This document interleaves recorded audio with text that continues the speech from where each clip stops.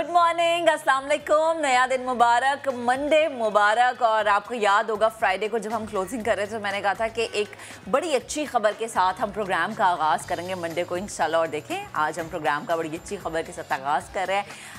बहुत सारी अच्छी खबरें हैं जो आज आपके साथ शेयर करेंगे। बहुत ज़्यादा अंदरूनी मामलात है जो आज हम डिस्कस करेंगे। इन तमाम खबरों के साथ मैं हूँ महक असलम और मैं हूँ आपके साथ फराज अहमद। और प्रोग्राम के इब्तिदा में जैसा कि महक ने बताया तो हम बात करने जा रहे हैं अपने पड़ोसियों की जिनका दिल काफ़ी उदास है, मायूसी का शिकार हैं, जहां ख्वाब टूटे हुए हैं, एतमाद को ठेस पहुंच चुकी है। और इस सब की जो बुनियाद है वो रखी है हमारे शानदार शाहीनों की परफॉर्मेंस ने। जी हां, पाकिस्तान से बदतरीन शिकस्त पाई भारतीय क्रिकेट टीम ने T20 वर्ल्ड कप में। अब वो कीवीज से भी हार गई है। जैसा वन साइडेड मैच पाकिस्तान के अगेंस्ट खेला गया वैसा ही कुछ कल देखा गया। कीवीज ने वन साइडेड मैच में सिर्फ 110 रन बनाने दिए भारत को और उसके बाद किस तरह से वो टारगेट अचीव किया सबने देखा। ब्लैक कैप्स छा गए, भारत को 8 विकेटों से उन्होंने शिकस्त दी है जनाब कल के मैच में। भारतीय सूरमाओं को हर शोबे में आउट क्लास कर दिया है। भारतीय टीम की सेमीफाइनल में रसाई अब खतरे में पड़ गई है। कोहली 11 सिर्फ 110 रन बना सकी है। न्यूजीलैंड ने हदफ 2 विकेटों के नुकसान पर 15वें ओवर में हासिल कर लिया। और बड़े हमने देखा कि उदास कल थे। और कल मैं देख रही थी कि फेसबुक पे ये मीम चल रही थी कि सारी टीमें खेलने आई हैं। एक पाकिस्तानी टीम है जो कि बदला लेने आई है और दूसरी भारतीय टीम है जो वापस घर जाने के लिए आई है कि हमें घर का रास्ता दिखा दे, शायद हम भूल गए हैं। और साथ ही साथ ये भी कहा जा रहा है कि आप वापस चले जाएं। हाँ जी, कुछ टीम मैच खेल रही हैं, कुछ जो है वो जज्बात के साथ खेल रही हैं। कुछ इस तरह का हम वर्ल्ड कप में देख रहे हैं। तो कल के मैच में इश सोढ़ी जो है वो मैन ऑफ द मैच करार पाए थे। वर्ल्ड कप में भारत की जो किस्मत है अब अफगानिस्तान के हाथ में है। जो अगर हम बात करें, शास्त्री जी के सपने टूट रहे हैं क्योंकि जो कदम ट्रॉफी की तरफ बढ़ाए जा रहे थे अब लगता है कि वही कदम वापस अपने वतन की तरफ वापस बढ़ रहे हैं। भारतीय टीम के जो सेमीफाइनल में रसाई है अगर मगर का, बल्कि मगर का ही काफी हद तक शिकार नजर आ रही है। अगर हाइपोथेटिकली बात की जाए तो अफगानिस्तान ने अगर न्यूजीलैंड को हरा दिया, फिर अगर भारत ने अफगानिस्तान को हरा दिया तो कहीं जाकर इंडिया जो है वो टॉप 4 में जगह बना सकती है। अगर की बात है ना, लेकिन अगर की बात मैं कल जब मैच देख रही थी तो मुझे यकीन नहीं आ रहा था कि भारतीय क्रिकेटर्स हैं, क्योंकि भारतीय क्रिकेट हमेशा जम के खेलते हैं, अच्छी स्ट्रेटेजी के साथ खेलते हैं। लेकिन पता नहीं शायद इस दफ़ा मैदान में वो डर गए हैं, प्रेशर बहुत ज़्यादा है, या फिर शायद इनका टीम कॉम्बिनेशन उतना अच्छा नहीं है जितना होना चाहिए था, या प्रैक्टिस नहीं सही की गई।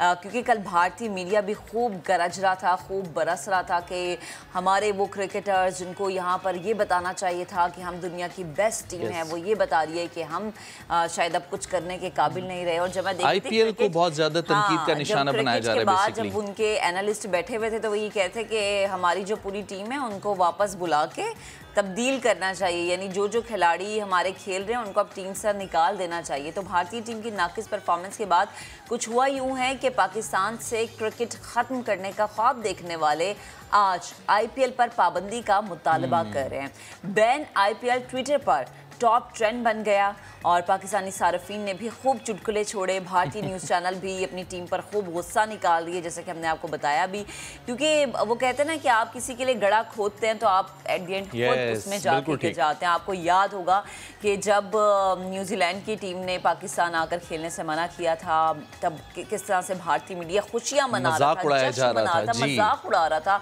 और आज जब अपने साथ हो रहा है तो अपने खिलाड़ियों को किस तरह से हदफ़े तनकीद वो बना रहे हैं, ये चीज़ बताती है उनका माइंडसेट और ये बताती है उनकी छोटी सोच। यानी वो कहते हैं कि शायद अब भारतीय जो गुलकार है ना उन्हें हमारा तुम जीतो या हारो गाना कॉपी कर लेना चाहिए ताकि हमें डोनेट कर देना चाहिए उनको, मुझे ऐसा लगता है, तसल्ली मिल जाए। और दूसरी जानिब जो है पाकिस्तान पर पूरी दुनिया की नजरें जमी हुई हैं। वो क्योंकि हमारे शाहीन बहुत अच्छा खेल रहे हैं, बेहतरीन खेल रहे हैं और खेलना भी उन्हें चाहिए, क्योंकि जिस तरह से उनकी प्रैक्टिस करवाई गई, टीम में जो चेंजिंग्स लेके गए। अच्छा, आपने ये देखा फराज इस दफ़ा वो प्रेशर फ्री खेल रहे हैं। और जो बॉडी लैंग्वेज है पाकिस्तान की वो इतनी ज़बरदस्त है, इवन के जीतने के बाद भी इतना कामनेस, इतना हम्बलनेस जो पाकिस्तान दिखा रहा है वो दुनिया भर में ये बात सराही जा रही है। और इसी वजह से आगे बड़ी ज़बरदस्त ऑफर्स मिलना शुरू हो गई हैं। एमिरेट्स क्रिकेट बोर्ड जो है वो पाकिस्तान के साथ 2024 का जो T20 वर्ल्ड कप है उसकी मेज़बानी का ख्वाहिशमंद है। कौमी टीम की जो रैंकिंग है इसमें भी बहुत ज़्यादा बेहतरी आई है। पाकिस्तान की जो टीम है अब इंग्लैंड के बाद दूसरी पोजीशन पर आ गई ये जनाब। पोजीशन भी भारत से छीनी गई है। Yes. तो एक और एजाज़ हमारे चाइनों को हासिल है, एक और एजाज़ हमारे खिलाड़ियों को हासिल है।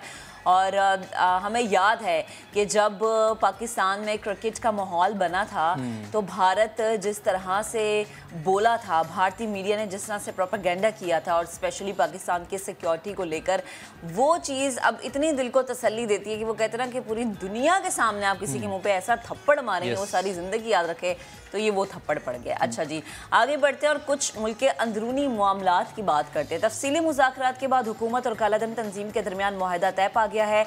मुफ्ती मुनीबुर रहमान और वज़ीर ख़ारजा शाह महमूद कुरैशी ने प्रेस कॉन्फ्रेंस में ऐलान भी किया है। मुआहदे की निगरानी के लिए स्टीयरिंग कमेटी कायम की गई है। हुकूमत और कालादम तंजीम के नुमाइंदे कमेटी में शामिल होंगे। मुफ्ती मुनीबुर रहमान ने यह कहा है कि यकीन दिलाते हैं मुआहदे पर अमल होगा, तफसीलात मुनासिब वक्त पर जल्द सामने आ जाएंगी। जबकि शाह साहब का ये कहना था कि इंतशार में पाकिस्तान का फ़ायदा नहीं, सूरत हाल को देखते हुए अमन और बेहतरी का रास्ता हमने अपनाया है। हुकूमत और कालादम TLP के दरमियान मुआहदा तय पाने के बाद कंटेनर्स हटाकर रावलपिंडी, इस्लामाबाद, इन दोनों जुड़वा शहरों के रास्ते थे बंद, अब उसे खोल दिया गया है।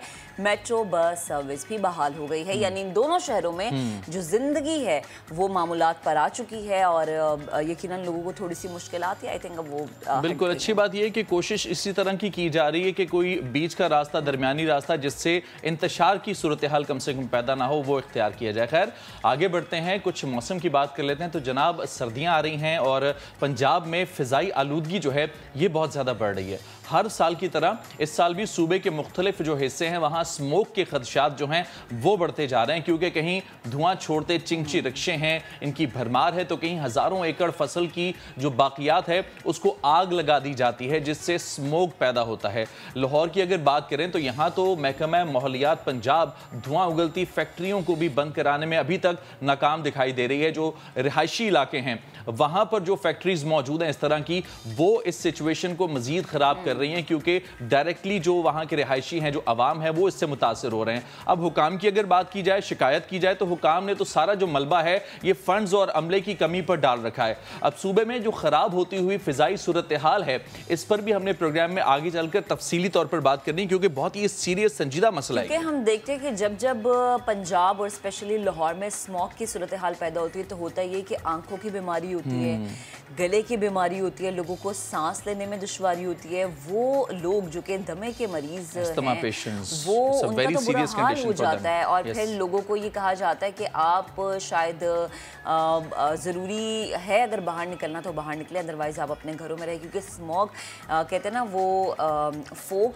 और फिर जो धुआं है इन दोनों का मिक्सचर है जो ज़्यादा आपको हिट करता है और वो इतने बुरे तरीके से कि आपका गला भी पकड़ा जाता है, आप शायद लंग्स डैमेज हो जाते हैं, लंग्स आपके डैमेज होता है। क्योंकि ये 3-4 साल हो गए हम पाकिस्तान में ये चीज़ देखते आ रहे हैं और स्पेशली पंजाब इसलिए ज़्यादा टारगेट होता है क्योंकि हमसाया मुल्क है भारत और वहाँ पर जब धान को जलाया जाता है तो फिर उसके बाद ये सूरत हाल पैदा होती है। और फिर बार बार हम रिक्वेस्ट भी करते हैं कि प्लीज़ जो हम हमेशा कहते हैं ना कोविड में कि मास्क पहने, तो ये वो ज़्यादा टाइम होता है मास्क पहनने का कि अगर आपने घरों से बाहर निकलना है तो फिर मास्क पहने। और मैं एक समझती हूँ कि शायद इस तरह की सिचुएशन में वो गाड़ियाँ जो कि धुआं छोड़ती हैं, जिनकी सिचुएशन बड़ी ख़राब है, उनको सड़कों पर से बैन कर देना चाहिए। अब ज़रा आगे बढ़ते हैं, कौमी एयरलाइन की बात करते हैं जिसने इराक़ के शहर नजफ़ के लिए सर्विस का बाकायदा आगाज़ कर दिया। 91 मुसाफिरों को लेकर पहली परवाज़ नजफ़ पहुंची है और PIA के चीफ एग्जीक्यूटिव जो है अरशद मलिक वही कहते हैं कि पाकिस्तान से मोहब्बत और सलामती का पैगाम हम लाए हैं। वैसे भी हम देखेंगे जब जब हमसाया ममालिक में से किसी भी एक को, इवन इस खत्ते में किसी भी एक को ज़रूरत पड़ी है तो पाकिस्तान हमेशा आगे बढ़ा है और हमेशा मोहब्बत का पैगाम दिया है, हमेशा अमन का पैगाम दिया है। अब ज़रा प्रोग्राम का बाकायदा आगाज़ करते हैं। टॉप स्टोरीज हमने आपके सामने रखी हैं। अब उस चीज़ की बात करेंगे जो कि तेज़ी से फैलता जा रहा है और आबादी के लिहाज से जो सबसे बड़ा सूबा है यानी पंजाब, तबाही मच चुकी है। मुल्क भर में डेंगू ने तबाही मचाई हुई है। ये एक छोटा सा मच्छर है लेकिन इसे नाक में दम कर दिया। मुख्तलिफ शहरों में केसेस बढ़ते जा रहे हैं। लाहौर की अगर मैं बात करूँ तो तो डेंगू मरीजों की तादाद 10,000 से ज़ायद हो गई है। पंजाब के मुख्तलिफ अस्पतालों में 2,488 डेंगू मरीज ज़ेर इलाज है। KPK का अगर रुख कर लें तो वहाँ डेंगू के 300 से ज़ायद नए केसेस रिपोर्ट हुए हैं, जिसके बाद मुतासरीन की जो तादाद है वो 6,610 बताई जा रही है। और अगर सिंध की मैं बात करूँ तो वहाँ पर गुज़श्ता 24 घंटे के दौरान डेंगू के 69 केसेस रिपोर्ट हुए हैं, जिनमें से 44 केसेस का ताल्लुक कराची से। तो लाहौर, कराची और पेशावर बड़े शहर हैं और यहाँ पर तबाही भी जो है वो फैलती हुई हमें तेज़ी से नज़र आ रही है। तो इन तीनों शहरों से जो सिचुएशन है वो बताने के लिए हमें हमारे नुमाइंदगान ज्वाइन कर चुके हैं। लाहौर से दानियल उमर, कराची से मुदस्सिर नज़ीर और पेशावर से अब्दुल रहमान। तो पहले लाहौर का रुख कर लें। पहले लाहौर का रुख कर लेते हैं। दानियाल उमर हमारे साथ इस वक्त लाइव मौजूद हैं। दानियाल, ये बताइएगा कि सबसे ज़्यादा पंजाब में सिचुएशन शुरू से लेकर अब तक हम देख रहे हैं कि डेंगू की बढ़ती जा रही है। इस वक्त जो एदाद-उश-शुमार है वो क्या कहते हैं, और ये भी बताइएगा कि डेंगू के बचाव के लिए, डेंगू की रोकथाम के लिए क्या इक़दाम किए जा रहे हैं हुकूमत की जानिब से? देखिए फराज, डेंगू का जो सीजन है जब वो आया उसके बाद पंजाब हुकूमत ने कार्रवाई शुरू की, फैसला शुरू किया कि डेंगू लार्वा को जो है वो तल्फ करना है। मुख्तलिफ जगह पर जो है वो जाकर कार्रवाइयाँ भी की जाती रहीं। ये काम बहुत पहले नहीं किया जा सका। चंद रोज कबल जो है वो डेंगू स्प्रे करने का भी आगाज कर दिया गया है। और जिस तरह माजी में हमने देखा कि डेंगू स्प्रे हुआ करता था, शहर में धुआं उड़ाती जो गाड़ियां हैं वो डेंगू स्प्रे कर रही होती थी, उसी तरह से अब फैसला किया गया है कि लाहौर के अंदर भी डेंगू स्प्रे किया जाएगा। पहले हालांकि पंजाब हुकूमत जो है वो इसके खिलाफ मुख्तलिफ बयानात भी देती रही कि ये हेल्थ के लिए अच्छा नहीं है, सांस की बीमारियों में लोग मुब्तला हो सकते हैं। अब सिचुएशन ये है कि जो लाहौर के अस्पताल हैं उनमें तकरीबन 1600 से ज़ायद बेड्स के ऊपर जो डेंगू के मरीज हैं वो ज़ेरे इलाज हैं। रोजाना की बुनियाद पर अस्पतालों की मॉनिटरिंग जो है वो पंजाब गवर्नमेंट की जानिब से की जा रही है। और 2 दफ़ा 3 दफ़ा ऐसा हो चुका है कि 250 बिस्तरों का जो इजाफा है वो किया गया है अब अस्पतालों के अंदर, क्योंकि मरीजों की तादाद बहुत ज्यादा बढ़ रही है। साथ ही साथ जो लार्वा तल्फ करने का अमल है वो भी जिला इंतजामिया की जानिब से जारी है। 4500 से ज़ायद जो डेंगू वर्कर्स हैं वो भर्ती किए गए हैं सिर्फ लाहौर के लिए, जो कि अब डेंगू लार्वा तल्फ करने का काम कर रहे हैं। वैसे तो ये काम ज़ाहिर सीजन से पहले करना चाहिए, लेकिन अब इस काम में जो है वो तेजी आई है और अब वो ये काम जो है वो कर रहे हैं। बिल्कुल दानिल, जब हम हुकूमती हलकों से बात करते हैं, स्पेशली सेहत से जुड़े रिलेटेड लोगों से हम बात करते हैं, वो कहते हैं जी हमारा सारा ध्यान था कोविड की तरफ, तो ये अब डेंगू आ गया, यानी एक के बाद एक मुसीबत है, तो इसलिए वहाँ से लोगों को निकाल के अब हम यहाँ पर एडजस्ट करें। लेकिन लाहौर में हमने देखा था एक टाइम पे जब लाहौर में PTI की गवर्नमेंट नहीं थी, तो इस हवाले से बड़े अच्छे इकदाम होते थे। बाकायदा घरों में आकर चेक किया जाता था, वो चाहे छोटा इलाका था या बड़ा इलाका था। ज़रा कराची का रुख करते हैं, मुदस्सिर नज़ीर से बात करते हैं। मुदस्सिर, आप बताएगा, कराची बहुत बड़ा शहर है, आबादी भी ज़्यादा है, यकीनन मसाइल भी ज़्यादा है, तेज़ी से फैलता हुआ डेंगू, अभी क्या सिचुएशन है, अस्पतालों की क्या सूरत हाल है? बिल्कुल महक, जो डेंगू का ट्रेंड था वो गुज़श्ता दिन पहले तो कम था। जो केसेस रोज़ाना की बुनियाद पर 40 के करीब आते थे केसेस, या 35 के करीब आते थे, अब वो बढ़कर तकरीबन 70 केसेस हो गए हैं। इनमें 24 घंटों में पूरे सिंध में 70 केसेस रिपोर्ट हुए हैं और कराची में सिर्फ जो है 45 के करीब केसेस रिपोर्ट हुए हैं।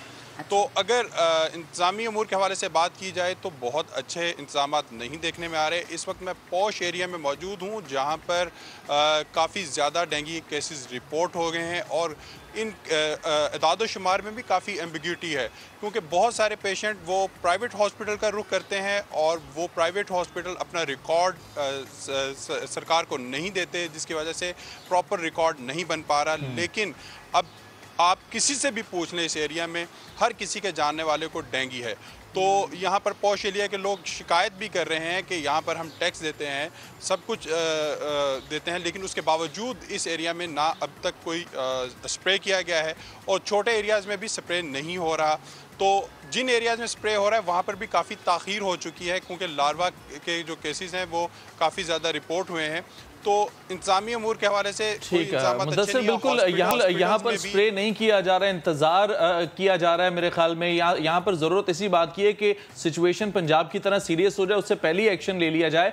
पेशावर की क्या सूरत हाल है, वहाँ से हमारे नुमाइंदे अब्दुल रहमान हमें ज्वाइन कर चुके हैं। रहमान, बताएगा पेशावर में सिचुएशन क्या है, और ये भी बता दीजिएगा क्या अवाम अपनी जानिब से कोशिश कर रहे हैं डेंगू से बचाव के लिए? पानी खड़ा नहीं होना चाहिए, फुल स्लीव्स के कपड़े पहनने चाहिए, जो हिदायत हैं उस पर अमल किया जा रहा है? ऐसा है कि सूबाई हुकूमत जो है वो बर वक्त इकदाम नहीं कर सकी, और इसी तरह दिल्ली इंतजामिया भी जो है वो बर वक्त इंतजाम नहीं कर सकी। तो जहाँ तक आपने इकदाम का कहा है तो वो तो काफ़ी ताख़ीर से शुरू हुए, लेकिन खुशकिस्मती से मौसम की तब्दीली और बारिशें ज़्यादा ना होने की वजह से जो डेंगू का वायरस है वो ज़्यादा नहीं फैल सका, डेंगू मच्छर ज़्यादा नहीं फैल सका।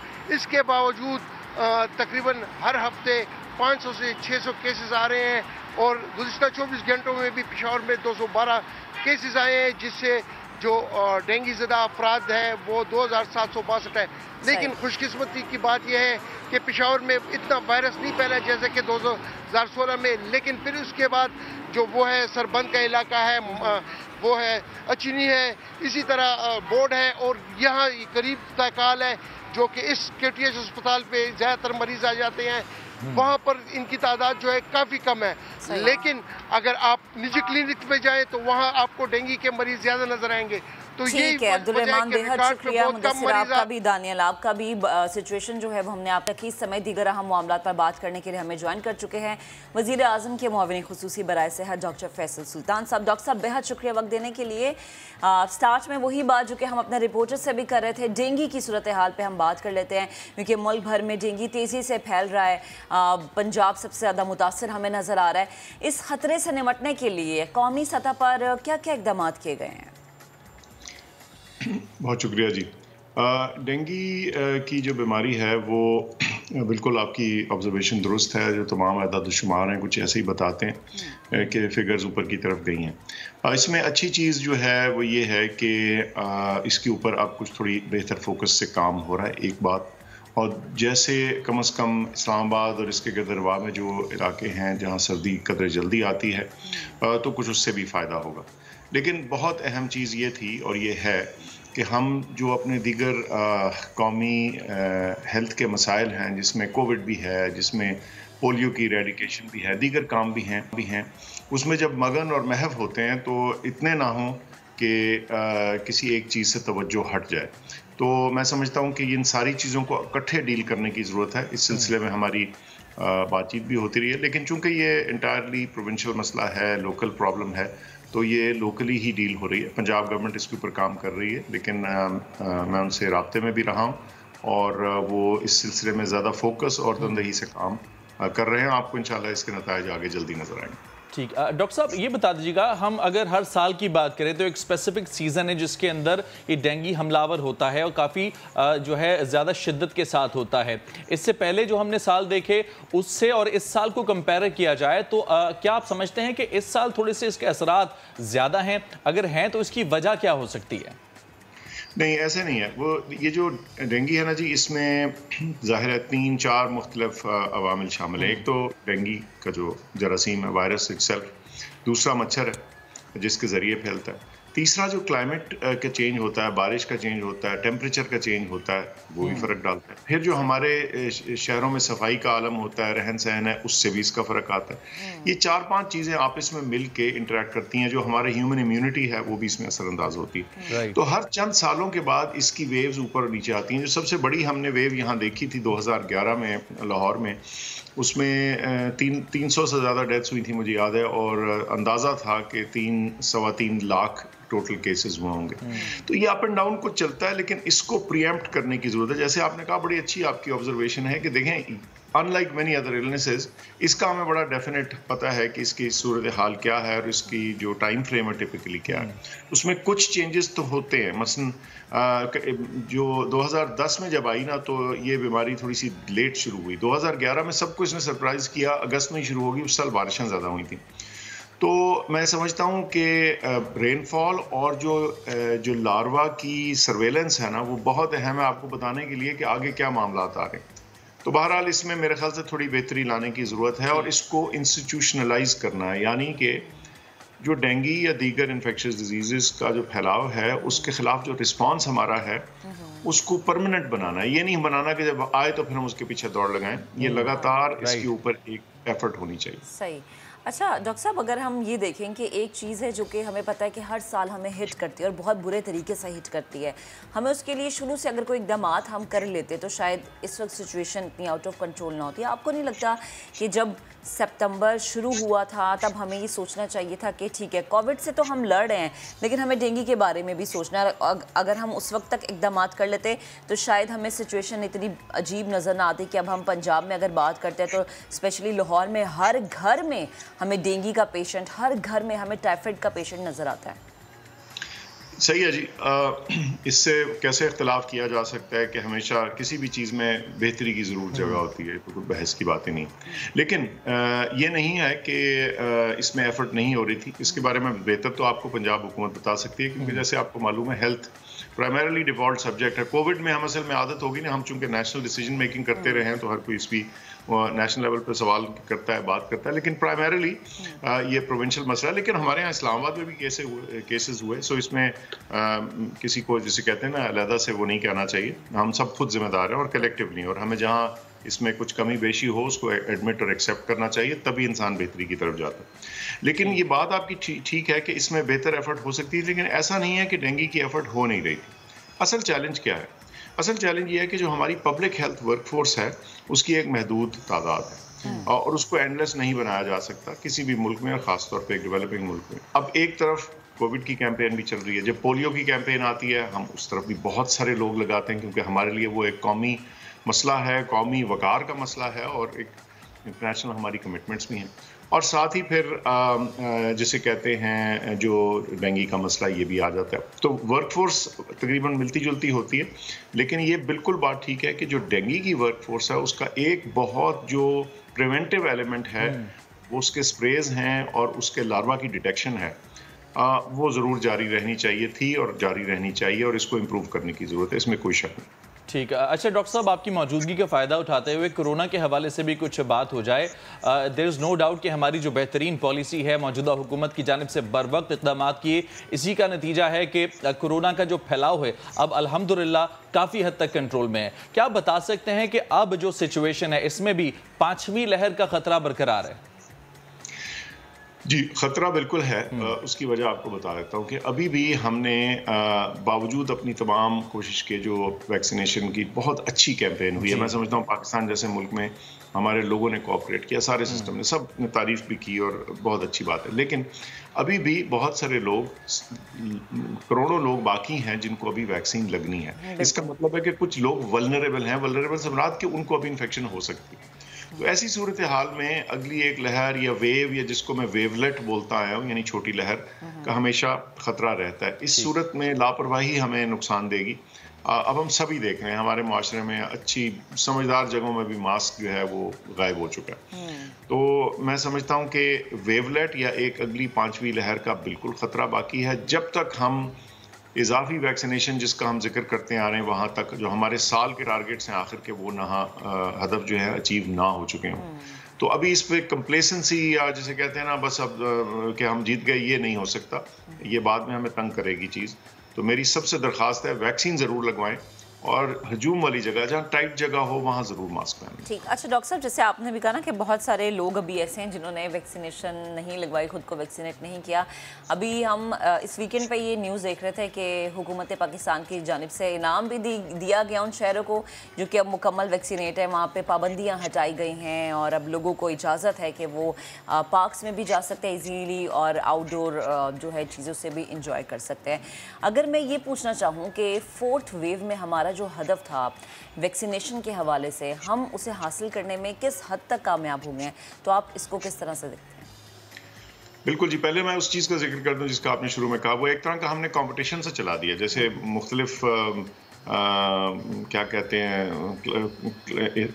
स्कूलों में एक से दूसरे सेक्शन का कई दफ़ा कंपटीशन हो जाता है और स्कूलों के दरमियान कंपटीशन कुछ उस तरह की बात है, और हमें उम्मीद है कि इसको लोग मुस्बत तरीके से लेंगे और बढ़ चढ़ के लेंगे और देखेंगे कि सबसे आगे कौन सा शहर जाता। लेकिन जहाँ तक हदफ का ताल्लुक था, जो वैक्सीनेशन टारगेट से, वो अचीव हुए हैं इनफैक्ट। बल्कि मैं आपको बताऊं कि हमारा जो ख्याल था परसेंटेज, जो टोटल नंबर ऑफ वैक्सीनेशन के हिसाब से हमने उसको एक्सीड किया। लेकिन सच बात तो ये है कि देखिए 220 मिलियन लोग हैं, उसमें से अगर हम अपने बच्चे भी, मतलब 12 साल के कम उम्र वाले लोग निकाल भी दें, तो फिर भी एक अच्छी खासी पॉपुलेशन है जिसको हमने कवर करना है, जो कि तकरीबन 153 मिलियन बनती है। यानी 15 करोड़ लोग हैं जो 12 साल से ज़्यादा उम्र की पॉपुलेशन के, तो उनको हमने वैक्सीनेट करना है। अगर उनका हिसाब देखें तो उनमें फुली वैक्सीनेटेड अभी 26% है और उसमें से पार्शली वैक्सीनेटेड 20 हैं। सो अगर दोनों को मिला भी लें तो तकरीबन 46 या 47% पॉपुलेशन जो है उनको 1 या 2 डोज लग चुकी है। लेकिन इसका ये मतलब है कि आधी पॉपुलेशन अभी बाकी है। यानी अभी बहुत सारा जो ये सिलसिला है ये अचीव करना बाकी, आधी पॉपुलेशन की अगर आपने बात की, तो यानी अभी हमें वक्त लगेगा इस तमाम तर आबादी को कवर करने के लिए। इसके अलावा सर ये बता दीजिएगा, ये जो प्राइमरी हेल्थ सिस्टम है, इसके हवाले से आप क्या बताना चाहेंगे? इसके जो हमारे अहदाफ है, हम किस हद तक उनको अचीव कर पाए हैं? और ये भी बता दीजिएगा कि इस सिस्टम को मजबूत करने के लिए जो खुसूसी इक़दामात और मॉनिटरिंग की जा रही है, क्या समझते हैं आपके प्राइमरी हेल्थ केयर सिस्टम है, इसे मजबूत करने में किस हद तक हम कामयाब हो गए हैं? अभी बहुत दूर है जी। अच्छा, पहले ये बात कर लेते हैं कि है क्या, आपने जिक्र किया, और ये मेरे ख्याल से दुनिया के तमाम वो ममालिक, और बहुत ज़्यादा ये अहम चीज़ है। मैं समझता हूँ कि अगर ये चीज़ ठीक हो जाए तो शायद हमारे जो टर्शरी यानी जो बड़े अस्पताल हैं उनके ऊपर लोड ख़त्म हो जाता है। हमारी ये जो 100 बीमारियाँ हैं ये कम हो जाती हैं, इनका बोझ और वज़न जो है हमारे हेल्थ सिस्टम पे कम हो जाता है। तो ये है क्या, प्राइमरी से क्या मुराद है? देखिए, किसी भी तरक्की याफ्ता मुल्क में आप जाएँ तो आपकी जो बेसिक हेल्थ केयर है वो आपका जनरल प्रैक्टिशनर या आपका इंटर्निस्ट या आपका फिजिशियन कर रहा होता है, फैमिली फिजिशियन कर रहा होता है। हमारे जो फैमिली फिजिशियन होते हैं किसी भी माशरे में, वो आपके हेल्थ सिस्टम की बैकबोन होते हैं। सही वजह, वो फैमिली को जानते हैं, बच्चों को जानते हैं, उनकी बीमारियों को जानते हैं, सारी हिस्ट्री उनको पता होती है, उनका एक रिलेशनशिप होता है, वो करीब होते हैं, गली मोहल्ले में होते हैं, पास होते हैं। अच्छा, और सबसे बढ़ के ये कि वो उन कंडीशंस को उस वक्त देखते हैं जब वो अभी कम या छोटी होती हैं। किसी का ब्लड प्रेशर है, किसी को एनीमिया है, कि बच्चे के पेट में कीड़े हैं, मेंटल हेल्थ इश्यूज हैं, ये सारी चीज़ें जो हैं, और ये कम से कम ऐसी 88 या इससे भी ज़्यादा तकरीबन 100 के करीब इंटरवेंशंस हैं जो अगर कर ली जाएं तो इसका बेनिफिट आता है। अच्छा, अब इसमें प्रॉब्लम क्या आ रही है? प्रॉब्लम ये आ रही है कि हमारा सिस्टम अस्पतालों में तो चलता है, हमारे यहाँ अस्पताल अच्छे, कमज़ोर, बड़े, छोटे, हर तरह के मौजूद हैं, लेकिन प्राइमरी हेल्थ सिस्टम जो है वो हमारे यहाँ एक ऑर्गेनाइज स्ट्रक्चर के तौर पे मौजूद है। इससे मुराद ये है कि हर पाकिस्तानी का एक जगह होनी चाहिए जहाँ जाके वो अपनी जो इब्तदाई सारी जो तिब्बी मामलात हैं वो हल कर सके। वैक्सीनेशन से लेके ब्लड प्रेशर के चेक से लेके छोटे मोटे इंजरी जो हैं वो वहाँ डील हो जाए। इसके लिए हमने कोशिश ये की है कि एक पैकेज तैयार किया। उस पैकेज में मैंने जैसे बताया तकरीबन 100 के लगभग छोटी छोटी इंटरवेंशंस हैं जिनको किया जाए तो वो 100 गुना उसके, जैसे कहते हैं ना, बेनिफिट्स हैं।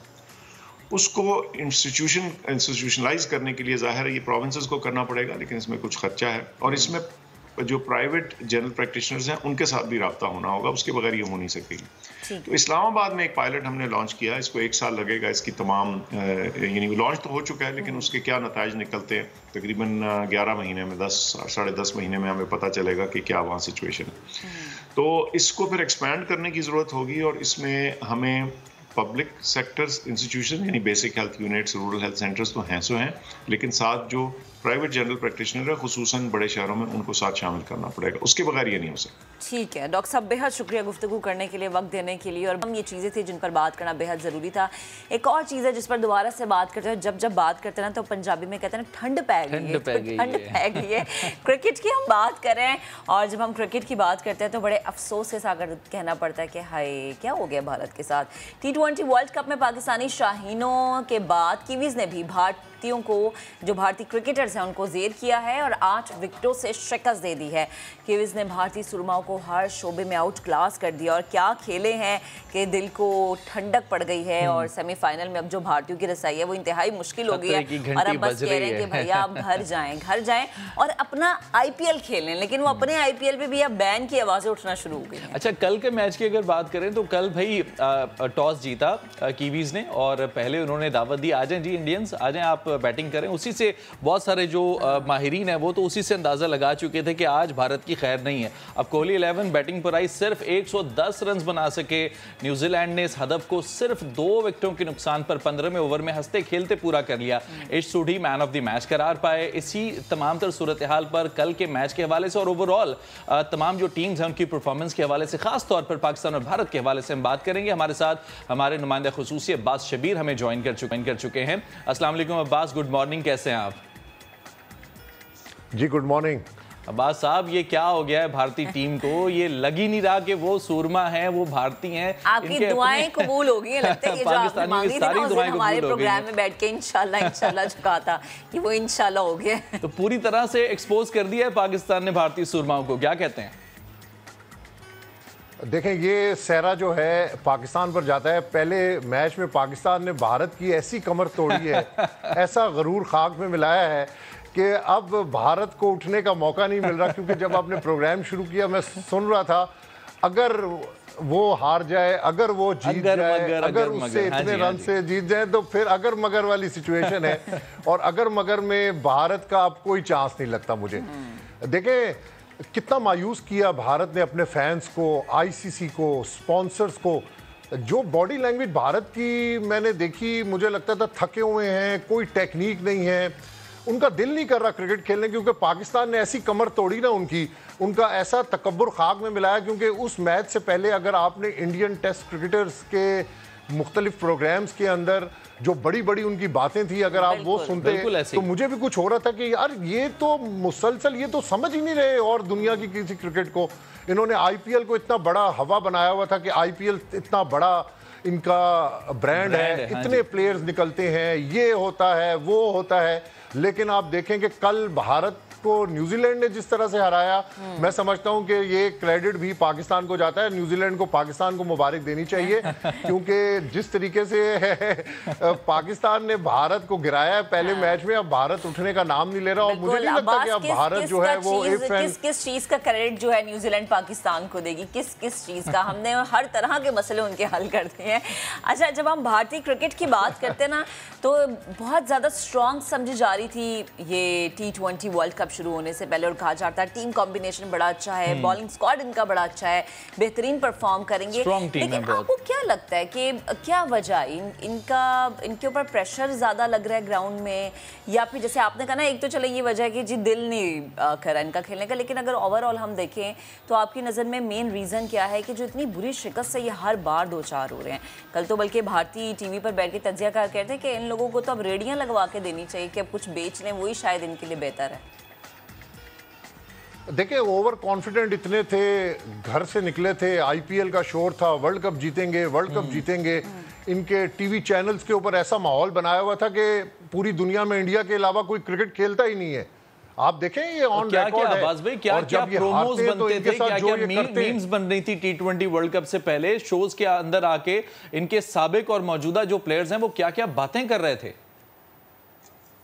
जी बिल्कुल, एग्जैक्टली मैं वही बता रहा हूं कि आप उनके देखें इंडिया पाकिस्तान मैच से पहले, वर्ल्ड कप शुरू होने से पहले ये लोग समझते ही नहीं थे कि कोई और भी क्रिकेट खेलता है। लेकिन जब पाकिस्तान के सामने ये आए, अब आपको पता चला कि पाकिस्तान के साथ क्यों इंडिया भागता है क्रिकेट खेलने से, क्यों बायलैटरल सीरीज से भागता है, क्यों मुख्तलिफ वेन्यूज पे क्रिकेट नहीं खेलना चाहता, क्यों बीच में सियासत करना चाहता है। ये देखिए, ये अंजाम होता है जब आप अपने आप को बड़ा समझना शुरू कर देते हैं। आप कहते हैं कि हमारे इतने रूट्स हैं, आईसीसी में हम हैं, उधर हम हैं, स्पॉन्सर्स हमारे, तो आपने तो अपने स्पॉन्सर्स को मायूस कर दिया, आपने तो सब कुछ खत्म कर दिया अपनी क्रिकेट का।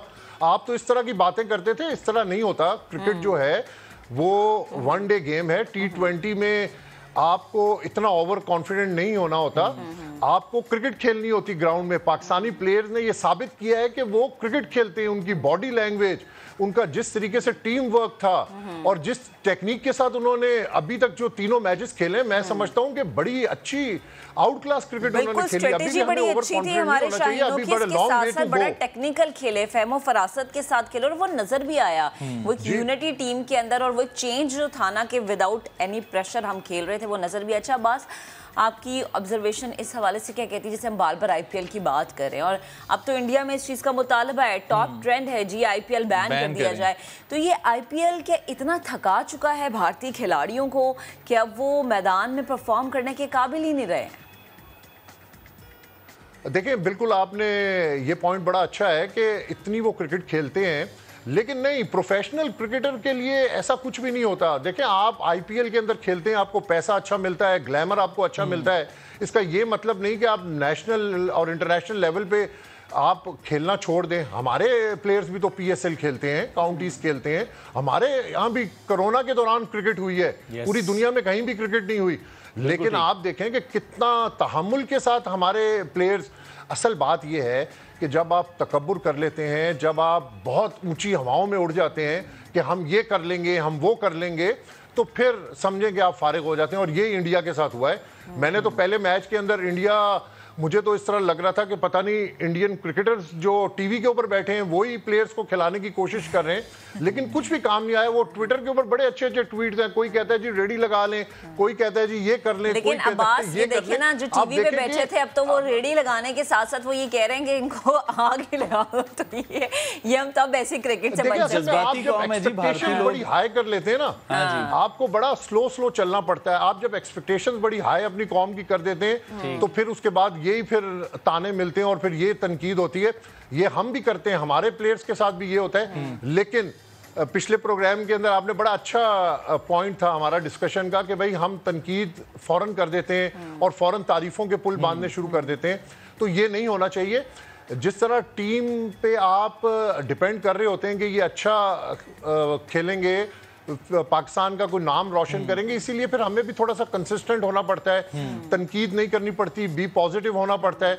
तो ये इंडिया के साथ अब यही कुछ हो रहा है कि इंडियन प्लेयर्स बिल्कुल थके हुए लग रहे थे, खेल नहीं सक रहे थे, तो उसके बाद उन पर तनकीद तो फिर बनती थी। फिर मैं वही कपिल देव जो बहुत बड़े बड़े नारे लगा रहे थे एक टीवी शो के ऊपर, हमारे पाकिस्तानी टीवी शो के ऊपर, और वो कल आपने देखा कि मैच हारने के बाद वो कह रहे हैं कि मुझे लगता है कि इनको तो खेलना ही नहीं आ रहा। ये पता नहीं कौन सी IPL खेलते हैं, देखिए ना किस तरह से तो 360 एंगल भी जो है तब्दील हो जाता है इनका। और इससे पहले बड़ी बड़ी बातें, उसके बाद अगर कहा जाए कि परफॉर्मेंस खराब से ज्यादा ओवर कॉन्फिडेंस ने इंडिया को मारा है, तो मेरे ख्याल में ये गलत नहीं होगा। अच्छा अब्बास भाई, ये बता दीजिएगा कि अब आगे के जो मैचेस हैं, जो इंपॉर्टेंट मैच है वो अब अफगानिस्तान और कीवीज के दरमियान होने वाला है, उसके हवाले से भी बात करेंगे। और आपको क्या लगता है कि जो इस वक्त इंडिया की पोजीशन है, मुझे तो लगता है अफगानिस्तान भी मार देगा। देखें जी, अफगानिस्तान की टीम को हमें अंडररेट नहीं करना चाहिए, बहुत अच्छी टीम है। हाँ जी। और कीवीज और कीवीज के साथ अपसेट भी कर सकती है, ये भी आप ज़हन में रखें। क्योंकि देखें, अब इंडिया को अगर फारिग करना है तो अफगानिस्तान को हमारा साथ देना होगा। और वही वाली बात है, अगर मगर की सूरत हाल बहुत मुश्किल है। 80% चांसेस जो हैं वो अब इंडिया के खत्म हो चुके हैं। और इंडिया की कल बॉडी लैंग्वेज जो मैच में नजर आ रही थी, मुझे लग रहा था कि उन्होंने हर चीज को थ्रो कर दिया है। वो मेंटली तौर पर इस चीज को एक्सेप्ट कर चुके हैं कि अब हम वर्ल्ड कप के अंदर हमारी कोई जगह नहीं बनती। अफगानिस्तान ने न्यूजीलैंड को अफगानिस्तान ने अगर न्यूजीलैंड को हरा दिया और वो अगर मगर वाली सूरत हाल ना हुई तो इंडिया तो बिल्कुल फारिग हो गया, इंडिया तो वर्ल्ड कप से आउट हो गया। मैं समझता हूं कि इतनी बड़ी टीम जहां पर इतना पैसा इन्वॉल्व है, जहां पे आप पूरा साल इतनी बड़ी क्रिकेट खेलते हैं, आप अपने पहले 2 मैचेस हार गए हैं, तो उसके बाद तो फिर आपका मोराल, फिर आप नमीबिया से जीत लें या फिर आप अपने सामने स्कॉटलैंड को ले आए, फिर आपके पास तो यही टीमें बचती हैं। बिल्कुल अब्बास, आप दुरुस्त कह रहे हैं। और यही कल हमने देखा कि इसी तरह से गुस्सा भी निकल रहा था ट्विटर पे भी, बल्कि मीम्स के जरिए। जैसा वो कहते हैं कि भारत की जो टीम है वो पहली टीम बन गई है मुंबई जाने के लिए, क्वालिफाई कर लिया उन्होंने। या फिर ये कह रहे थे कि इन सबको जो है वो जहाज़ में बिठा के नर्क में भेज दें, या फिर जिस सब इनके बारे में मीम्स बन रही थी। अच्छा, पाकिस्तान और हम अगर भारतीय मामलात की या सोच की अगर हम बात करें ना, एक ये भी बड़ा डिफरेंस है। हम एक वक्त तक अपने खिलाड़ियों पे तनकीद करते हैं, लेकिन शायद हम एक्सेप्ट करने वाला वो एलिमेंट ज़्यादा रखते हैं एज़ कम्पेयर टू भारतीय चैनल्स। क्योंकि कल जिस तरह से वो अपने खिलाड़ियों को तनकीद का निशाना बनाए थे, या इवन जब इन लोगों ने पाकिस्तान से हार के बाद तनकीद का निशाना बनाया, वो इनकी छोटी सोच की अक्कासी थी। जिस तरह से हमने देखा कि जो इनके क्रिकेटर्स थे उनके घर के बाहर पथराव किया गया, फिर उसके बाद इन लोगों को आग लगाई जाती है। एग्जैक्टली इनके, और फिर एक वो पुतलों पुतलों को आग लगाना और उसके बाद जो है अलामती तौर पर चीज़ें जलाना, ये यकीनन इनकी छोटी सोच की अक्कासी करते हैं। तो मैंने तो अभी प्रोग्राम के आगाज़ में भी कहा था कि हमारा वो एक बड़ा मशहूर सा गाना है कि तुम जीतो या हारो हमें तुमसे प्यार है, तो ये इनको डेडिकेट कर देना चाहिए या इन्हें चाहिए कॉपी कर लें। वैसे इतनी चीज़ें कॉपी कर लेते हैं। आपकी नज़र में अब इनको हमसे सीखने की क्या ज़रूरत है? देखिए, इंडिया पाकिस्तान मैच से पहले इंटीरियर मिनिस्टर शेख रशीद साहब ने बड़ी ज़बरदस्त बात की थी, और जब हम जीत गए उसके बाद उन्होंने कहा यही हमारा वर्ल्ड कप था। तो हम तो यही सोच कर आए थे कि हमने इंडिया को हराना है, और इंडिया भी यही मैदान के अंदर सोच के उतरा था कि हमने पाकिस्तान को हराना है, लेकिन वो कामयाब नहीं हुआ। उन्होंने बहुत ज़्यादा ओवर कॉन्फिडेंट हो गए थे। हाँ, तनकीद की जहाँ तक बात है कि हमारी सोसाइटी में थोड़ा सा पेशेंस है, हम तनकीद करते हैं लेकिन उस लेवल के ऊपर नहीं जाते हैं कि हम घरों को पत्थर मारने शुरू कर दें, पुतले जलाने शुरू कर दें। ये बड़ी हाईएस्ट लेवल के ऊपर बात। हाँ, अगर हम इंडिया से हार जाते तो शायद हमारे में भी ये पेशेंस ना रहता और हम भी थोड़ा सा ओवर रिएक्ट करते। ज्यादा से ज्यादा मुझे लगता है बस यहाँ पर टीवी टूट जाता है, लेकिन हम सोशल मीडिया पर बैशिंग की जाती है, हम एटलीस्ट ये ना करते कि जाके पत्थर बरसाना शुरू कर देते या किसी को हम कहते कि तुम गद्दार हो, एटलीस्ट हम ये ना करते। आप इतनी हाई एक्सपेक्टेशंस आप अपने क्रिकेटर्स दे रहे हैं, टीवी चैनल्स आपके जो हैं वो सारा दिन यही कह रहे हैं कि बस इंडिया जीत जाएगा, इंडिया जीत जाएगा, इंडिया जीत जाएगा। उसके बाद फिर पत्थर ही पड़ते हैं, फिर टीवी भी टूटते हैं, पुतले भी जलते हैं, घरों को भी आग लगती है। तो ये फिर पेशेंस नहीं है, वहां के लोगों की बड़ी एक्सपेक्टेशन। अच्छा अब्बास, लास्ट में शॉर्टली जरा बताइएगा, अब्बास लास्ट में शॉर्टली जरा बताइएगा, ये जो अब दोनों जानिब से, दोनों मुल्कों की जानिब से एक मीम्स का तूफान सोशल मीडिया पर हमें नजर आ रहा है, इसको किस तरह से एंजॉय कर रहे हैं? बहुत ज्यादा एंजॉयमेंट हो रही है जी। आप देखेंगे ऐसा ऐसा कमेंट आपको और ऐसी ऐसी क्रिएटिविटी आपको सोशल मीडिया पे नजर आती है कि आपको एंजॉय करके मजा आता है। मजा आता है। ठीक अब्बास, बेहद शुक्रिया गुफ्तगू करने के लिए। और जैसे हम बात भी करते हैं भारत की, तो सोच लेना चाहिए कि किसी को नुकसान पहुंचाने से पहले कि ये नुकसान और ये जो आप किसी के साथ हक तलफी करते हैं ना, ये वापस पलट के ज़रूर आती है। आगे बढ़ते हैं, ज़रा माहौल की सिचुएशन जो है वो हम बताते हैं कि महकमा माहौलियात इस वक्त पंजाब में जो सूरत हाल है वो उसके बारे में क्या सोच रही है। धुआं उगलती फैक्ट्रियों को बंद कराने में नाकाम हो चुकी है और रिहायशी इलाकों में लगी फैक्ट्रियाँ सूरत हाल को मज़ीद ख़राब करी हैं। हुकाम ने जो है सारा मलबा फंड्स और अमले की कमी पर डाल दिया है। पहले आपको रिपोर्ट दिखाते हैं, फिर इस पर बात करते हैं। फिजाई आलूदगी ने बागों के शहर में पंजे गाड़ लिए। आसमान पर धुंध छाई तो लाहौरियों की भी जान पे बन आई, मगर महकमा माहौलियात को सूरत हाल की कोई परवाह नहीं। लाहौर का इलाका मोमिनपुरा, जहां मौजूद छोटी बड़ी फैक्ट्रियों ने फिजा को धुंधला दिया। रिहायशी आबादी के बीचों बीच लगी ये फैक्ट्रियां इंसानी जानों के लिए खतरे का बाइस हैं। बात भी करता हूँ तो सांस फूला महसूस होता है, चलता हूँ तेज तो सांस फूलता है। ये सारा धुएं की वजह से प्रॉब्लम बनी है। कई लोगों ने कई दफा रोडों पर निकल कर भी एहतजाज किया है, लेकिन इसका कोई सद्देबाब नहीं हो सका। मेरे जाती 3 बच्चे फौत हुए इस धुएं की वजह से। मैं 30-35 साल से का रहने वाला हूँ, क्योंकि उनको सांस की प्रॉब्लम हुई, मेरे वालिद को भी हुई। फैक्ट्रियों को पोल्यूशन और धुआं, इनकी बहुत परेशानी है। ये बच्चों को भी प्रॉब्लम सांस की, ये हर आदमी को, दूसरे बंदे को, यानी कि ये प्रॉब्लम है सांस लेने में। सारी मिलें हैं ना जो वो बहुत धुएं आते हैं, धुएं के साथ जो वो बुरा हाल है। कालक है, टायर है, कार्बन है। धुएं के इसराफ फिजा ही नहीं बल्कि लोगों पर भी नजर आते हैं। महकमा माहौलियात के पास मौसर कार्रवाई न करने का सिर्फ यही जवाब है कि मतलूबा फंड्स और अमला दस्तयाब नहीं। शहर में स्मोक के बावजूद आलूदगी फैलाती गाड़ियां और फाल भट्टे भी बंद न किए जा सके और रही सही कसर अब फैक्ट्रियां पूरी कर रही हैं। फिजाई आलूदगी का बाइस बनने वाली फैक्ट्रियां जहां आने वाले दिनों में इंसानी जानों के लिए खतरे का बाइस बन सकती हैं। कैमरामैन मोहसिन इकबाल के साथ आयशा अता समा, लाहौर। तो ये सूरत हाल है और ये सूरत हाल आज से नहीं है बल्कि कई सालों से है। ज़रूरत इस अमर की है कि इस पर फौरी तौर पर एक्शन लिया जाए। इसी मामले पर बात करेंगे। हमारे साथ इस वक्त मौजूद हैं तर्जुमान महकमा माहौलियात साजिद बशीर साहब। साजिद साहब, गुड मॉर्निंग, बहुत शुक्रिया आपने वक्त दिया। सर, ये बताइएगा क्या समझते हैं कि वजह क्या है ये माहौलियाती आलूदगी का बायस बनने वाले जो अवामिल है इनकी रोकथाम मुमकिन हो नहीं पा रही, इसकी क्या वजह है? बिस्मिल्लाहिर्रहमानिर्रहीम। देखिए ब्रदर, हर चीज़ का ना एक प्रॉपर एक मैकेनिज्म पुराने टाइम का चला आ रहा है, ठीक है। और समटाइम लॉज में कुछ फ्लॉज होते हैं या कुछ वीकनेसेस होती हैं जिनको हम लोग शुरू में तो ओवरलुक कर देते हैं, मगर वक्त के साथ साथ जब टाइम गुजरता है तो फिर हमें अंदाज़ा होता है कि ये जो फ्लॉज हम लोगों ने छोड़े थे ये बहुत ज़्यादा ख़तरनाक साबित हो रहे हैं। अभी ये जहाँ की आप लोगों ने रिपोर्ट दिखाई है मोमिनपुरा की, ठीक है, या आप आमिर रोड चले जाएं या शाद बाग चले जाएं या बदामी बाग चले जाएं, ठीक, तो यहाँ पर जितनी भी इंडस्ट्री लगी हुई है वो सारी की सारी स्टील से और भट्टी से रेलिवेंट है। और इनके अंदर जो सबसे ज़्यादा हमें बेसिक चैलेंज है वो ये है कि बेसिकली इनमें से 90% जो हैं वो NOC के बगैर काम कर रही हैं, जिन्होंने खुद को रजिस्टर्ड ही नहीं करवाया हुआ। अगर हम इनके खिलाफ कोई कार्रवाई करते हैं, हम इनको बंद करते हैं या सील करते हैं या कुछ करते हैं, इनके लिए सबसे आसान तरीका ये होता है कि इन्होंने सिर्फ अपनी भट्टी और अपनी स्क्रैप और अपनी लेबर को किसी और जगह शिफ्ट करना है। सही है। बाकी लॉज में भी फ्लॉज हैं, मगर ये भी नहीं है कि बिल्कुल भी अमला नहीं है या डिपार्टमेंट बिल्कुल भी काम नहीं कर रहा। हम लोग मैक्सिमम जितनी मैन पावर के साथ या जितनी फंड या यूटिलाइजेशन के साथ जितना मैक्सिमम कर सकते हैं कर रहे हैं। हाँ, रिजल्ट वैसा नहीं आ रहा जैसा आना चाहिए क्योंकि फिजाई आलूदगी वाकई ही बढ़ रही है।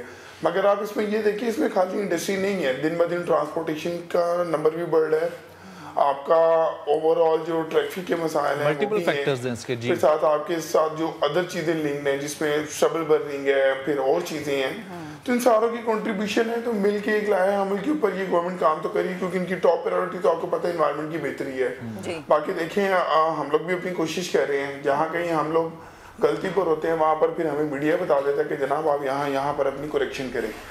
जी ब्रदर। सही। अच्छा साजिद, ये बताएं, जैसे हम पहले भी जिक्र कर रहे थे, अभी आपने भी बताया, फैक्ट्रियों से उठता हुआ धुआं, गाड़ियों की तादाद में इजाफा या फिर ख़राब गाड़ियाँ जो कि धुआं छोड़ती हैं और माहौल को ज़्यादा गंदा करती हैं, ये तो अवामिल हैं। इसके अलावा आपकी नज़र में कौन कौन सी ऐसी चीज़ें हैं जो कि हमारे माहौल को मज़ीद आलूदा करने का बायस बन रही होती हैं? बेसिकली अगर मैं अपने घर से ही शुरू हो जाऊं तो आप यहाँ से देखें कि हम जिन जगहों पर रहते हैं, मेजोरिटी जो लोग हैं वो क्या करते हैं कि वो अपने कूड़े को आग लगाते हैं। यानी कि उन्होंने 100 रुपये का कूड़े वाला नहीं लगवाना या LWMC की डंपिंग साइट तक नहीं जाना, उन्होंने अपनी सफाई वगैरह करनी है, लॉन की सफाई करनी, कुछ करना है, कूड़ा बारी इकट्ठा करना और उन्होंने आग लगा देनी है। उसके बाद आप आ जाए मेडियोक्रेसी की तरफ। चलो यार, अगर किसी के पास पुरानी गाड़ी है, कोई भी चीज़ें हैं, ठीक है, तो आप उसका प्रॉपर जो है आप टाइमलेस का ऑयल वगैरह चेंज, जो भी मैकेनिकल इश्यूज हैं उनको देखें। फिर इसके बाद तीसरी जो चीज़ आ जाती है ना, हमने लोगों को ना सेंसिटाइज करना छोड़ दिया हुआ एनवायरनमेंट को लेके। हमारे school, colleges, university, in level के ऊपर मेरे ख्याल में रेगुलर करिकुलम में चीज़ें ऐड होनी चाहिए कि आप कोई भी डिग्री कर रहे हैं मगर आपको एटलीस्ट एनवायरनमेंट के बारे में कम से कम बच्चों को सेंसिटाइज करना चाहिए कि ये कितना ज़रूरी है और आने वाले दिनों में ये कैसे हमें बचाएगा। मगर हमारा फोकस उस तरफ अभी नहीं है। हम लोग अब क्या कर रहे हैं, हम लोग एक सीरीज ऑफ इवेंट्स हैं जिसको हम ऑर्गेनाइज कर रहे हैं डिफरेंट एजुकेशनल इंस्टीट्यूशन के साथ। हमने MOU भी साइन किए हैं, हम उनके पास जा भी रहे हैं, हम उनको बता भी रहे हैं कि आप ये जो बेसिक चीज़ें हैं ना, कम से कम ये तो आप बच्चों को बताएं ना। बाकी रही बात बड़े लेवल की, उसके ऊपर भी हम लोगों ने चैम्बर्स को लूप में लिया है, इंडस्ट्रीज के जितने डिपार्टमेंट है उनको लूप में लिया है, फिर बाकी डिस्ट्रिक्ट गवर्नमेंट्स को भी हमने लूप में लिया और उनको कोशिश कर रहे हैं कि सबको कह रहे हैं कि यार सारे अपना अपना रोल प्ले करो। क्योंकि अगर आप बात करें ना कि सिर्फ एक डिपार्टमेंट सिर्फ पॉल्यूशन को रोक सकते हैं तो सवाल ही पैदा नहीं होता। इसमें सब आपस में इंटरलिंक्ड है, सबको मिलके काम करना होगा, सबको कोऑर्डिनेशन करनी होगी और जो अवेयरनेस का लेवल है और लोगों को सेंसिटाइज करने का जो लेवल है वो हमें बढ़ाना होगा हर हाल पर।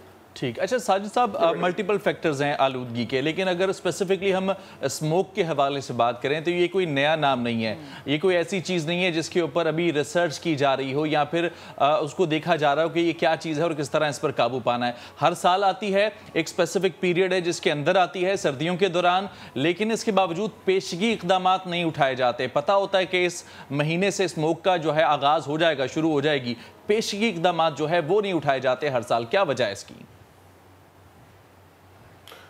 नहीं, बेसिकली ना पिछले अगर आप सालों की बात करें तो पहले लाया अमल यही था, मगर अब हम राउंड द ईयर हम लोग अपनी एक्टिविटीज नहीं रोकते। देखो हमारा जो एक्ट है ना, हमारा एक्ट हमें ना डायरेक्टली किसी भी वायलेटर को ना बंद करने की इजाजत नहीं देता। हम लोगों ने पहले उसको नोटिस सर्व करना है, फिर उसकी पर्सनल हियरिंग करनी है, फिर हमने लीगल सेक्शन को केस भेजना है, फिर हमने ट्रिब्यूनल भेजना है, फिर उसमें बंद होना है। तो हम लोग तो राउंड द ईयर जितनी इंडस्ट्रीज है चेक कर रहे हैं। हाँ, जिन इंडस्ट्रीज के अंदर स्मोक एमिशंस के रेलिवेंट कोई इक्विपमेंट नहीं लगे हुए, उनके ऊपर जो है ना अब हमने काफ़ी सख्ती की हुई है, मगर उन लोगों को लगा लेनी चाहिए तो मगर वो नहीं लगाते, और उनके पास डिफरेंट टैक्टिक्स हैं कि आप अगर उन्हें कोई जाके करते हैं, एक तो कोविड का सबसे ज़बरदस्त इनके पास था, और दूसरी जो आप बात कह रहे हैं ना कि हम लोग पेशी इकदाम, देखो पेशी इकदाम में क्या है, हमने round the year industry check करनी होती है, भट्टे चेक करने होते हैं। अब वो टाइम आ गया है कि अब अगर किसी ने कोई चीज़ नहीं की हुई नहीं तो अब हम लोग अपने लॉ को साइड पर करके हमने इनको फौरन सील करके FIR ऑनर के ऊपर दे रहे हैं, और जो भट्टे चल रहे हैं इलीगल उनको हम बंद तो कर ही रहे हैं, मगर हम साथ उनको 50,000 से लेकर तकरीबन 1 लाख तक जुर्माना भी ऑन स्पॉट कर रहे हैं। सही है जी ब्रदर, ठीक है। अच्छा साजिद, ये मुतल्लिका जो अथॉरिटीज़ हैं उनकी तो जिम्मेदारी बनती है, लेकिन बहैसियत शहरी हम सब की रिस्पॉन्सिबिलिटी है कि हम अपने इर्द गिर्द की चीज़ों को ध्यान में रखें। जैसे आपने कहा ना आगाज़ तो घर से ही होता है, तो आपकी नज़र में कि एक शहरी की क्या जिम्मेदारी बनती है कि वो फ़ज़ाई आलूदगी अपने माहौल को बेहतर बनाने के लिए कितना अपना किरदार अदा कर सकता है?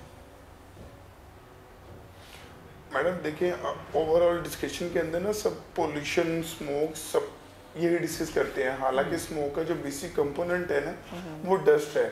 इसका जब साइज PM 2.5 से नीचे जाता है तो ये हवा के अंदर स्टेगनेट हो जाती है, और फिर जब ये सीजन आता है, ह्यूमिडिटी आती है, साथ धुआं आता है, तो फिर स्मोक का जो है ना ये मिक्सचर बनता है। तो बेसिकली आप अगर अपने अपने घरों के बाहर अपनी क्यारियाँ प्रॉपर डेवलप रखें, आप अपने डस्टबिन गलियों में रखें ताकि कूड़े को आग ना लगे। फिर आप शाम में कोई एक टाइम रखें जहाँ आप अपने घर के बाहर पानी लगाएं, लॉन में पानी लगाएं, और जिन जगहों पे आप कमर्शियल एक्टिविटीज़ कर रहे हैं, ये कोई जगह हैं आपको नज़र आता है अबैंडन्ड ग्रीन प्लेसेस है, वहाँ प्लांटेशन करें। लोगों को मैं कहता हूँ कि अगर सारे अपना अपना घर का फ्रंट या अपनी अपनी दुकान का फ्रंट या अपनी अपनी कारोबार की जगह फ्रंट को देखने शुरू कर देना, तो मेरे ख्याल में हमें एक वक्त के ऊपर बिल्कुल हमें फिर ये चीज़ कहने की ज़रूरत ना हो कि हमारी जो फ़ज़ा है वो आलूदी है, ये हमारा माहौल ख़राब हो रहा है। बेहद शुक्रिया वक्त देने के लिए, गुफ्तगू करने के लिए। ये बड़ी ज़रूरी चीज़ है, और ये वो चीज़ है जैसे कि साजिद साहब भी कह रहे थे और हम भी बार बार कहते हैं कि जनाब इसका आगाज़ आपके घर से होता है, तो बच्चों को शुरू से तरबियत दें कि माहौल को कैसे साफ रखना है। अभी एक ब्रेक लेंगे, ब्रेक के बाद दोबारा हाजिर होंगे।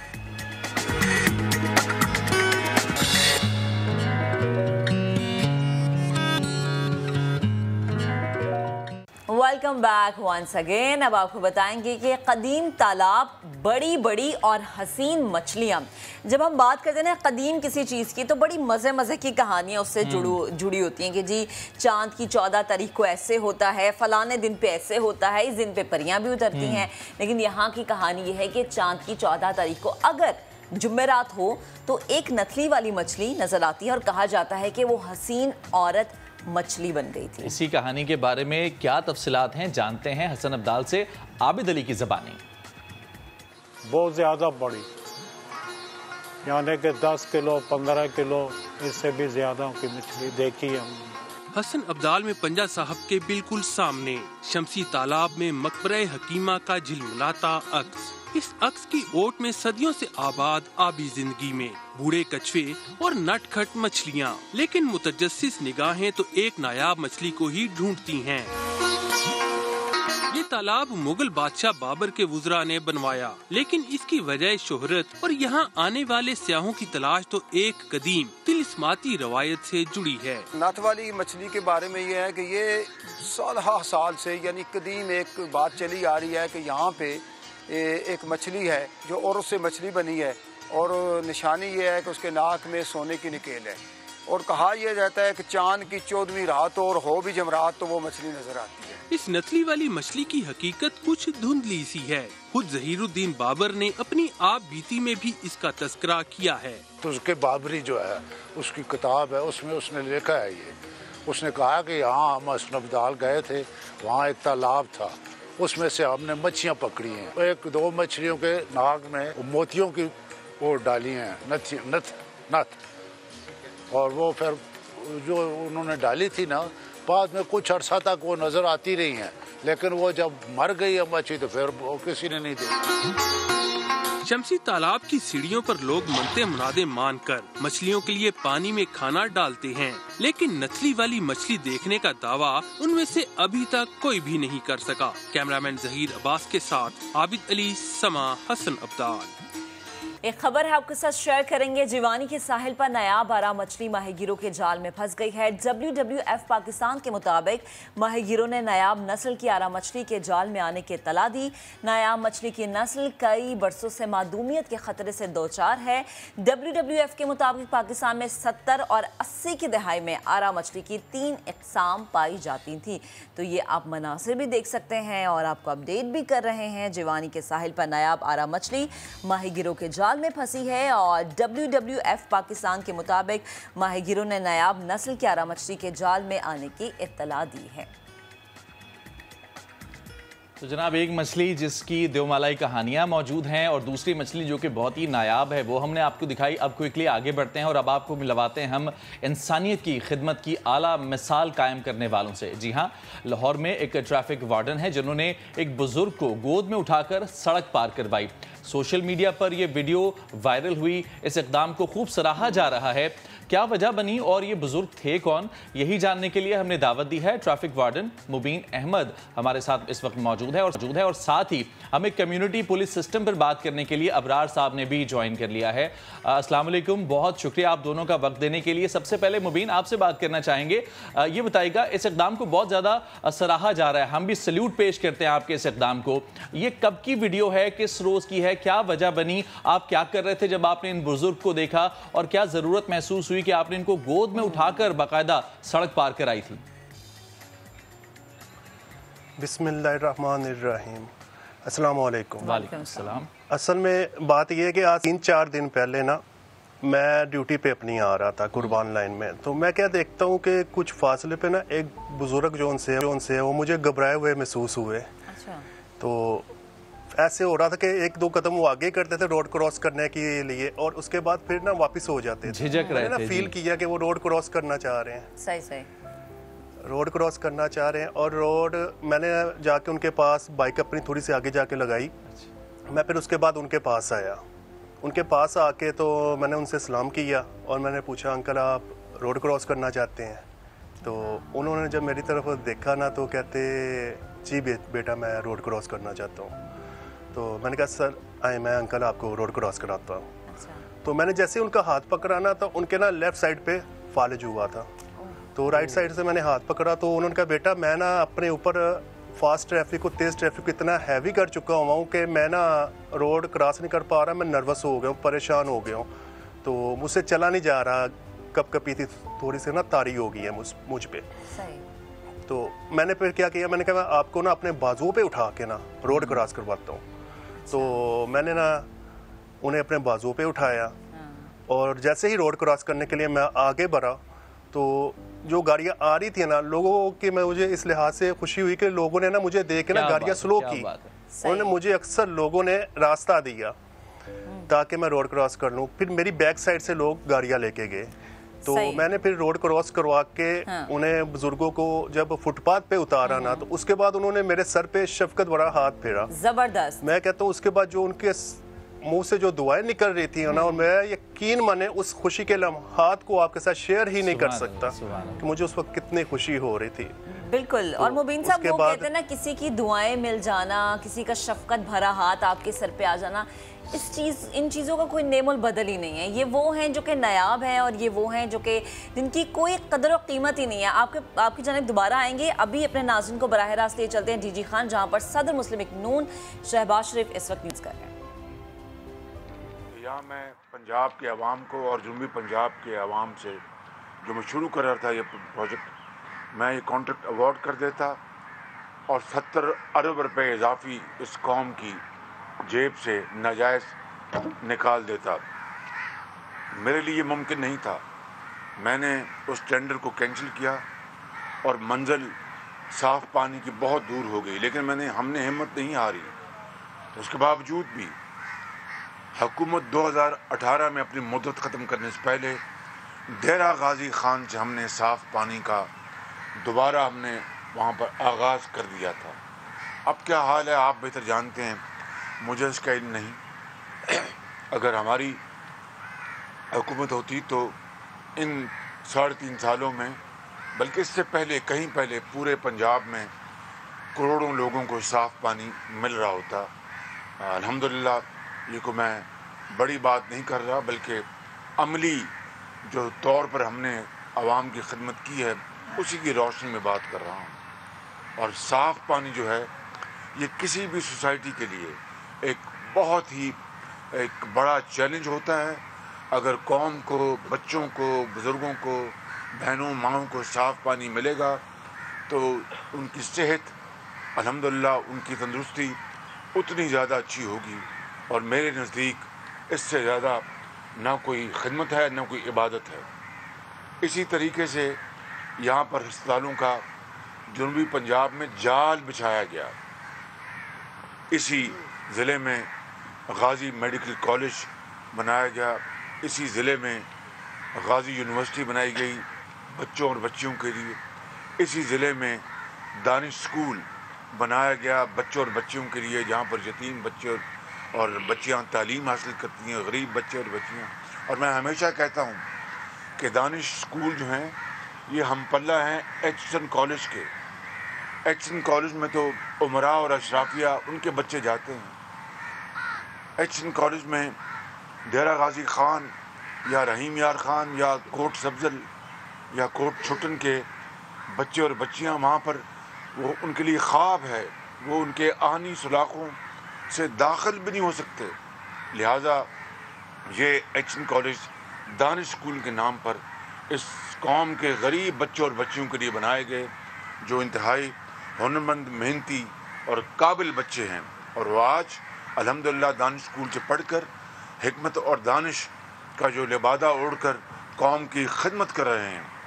और ये पूरा जाल हमने जनूबी पंजाब में बिछाया, चाहे वो आपका बाबर नगर है, चाहे आपका डेरा गाजी खान है, चाहे वो ये कौन सा ज़िला राजनपुर। और इस तरह हमने इसका जाल बिछाया अल्हम्दुलिल्लाह।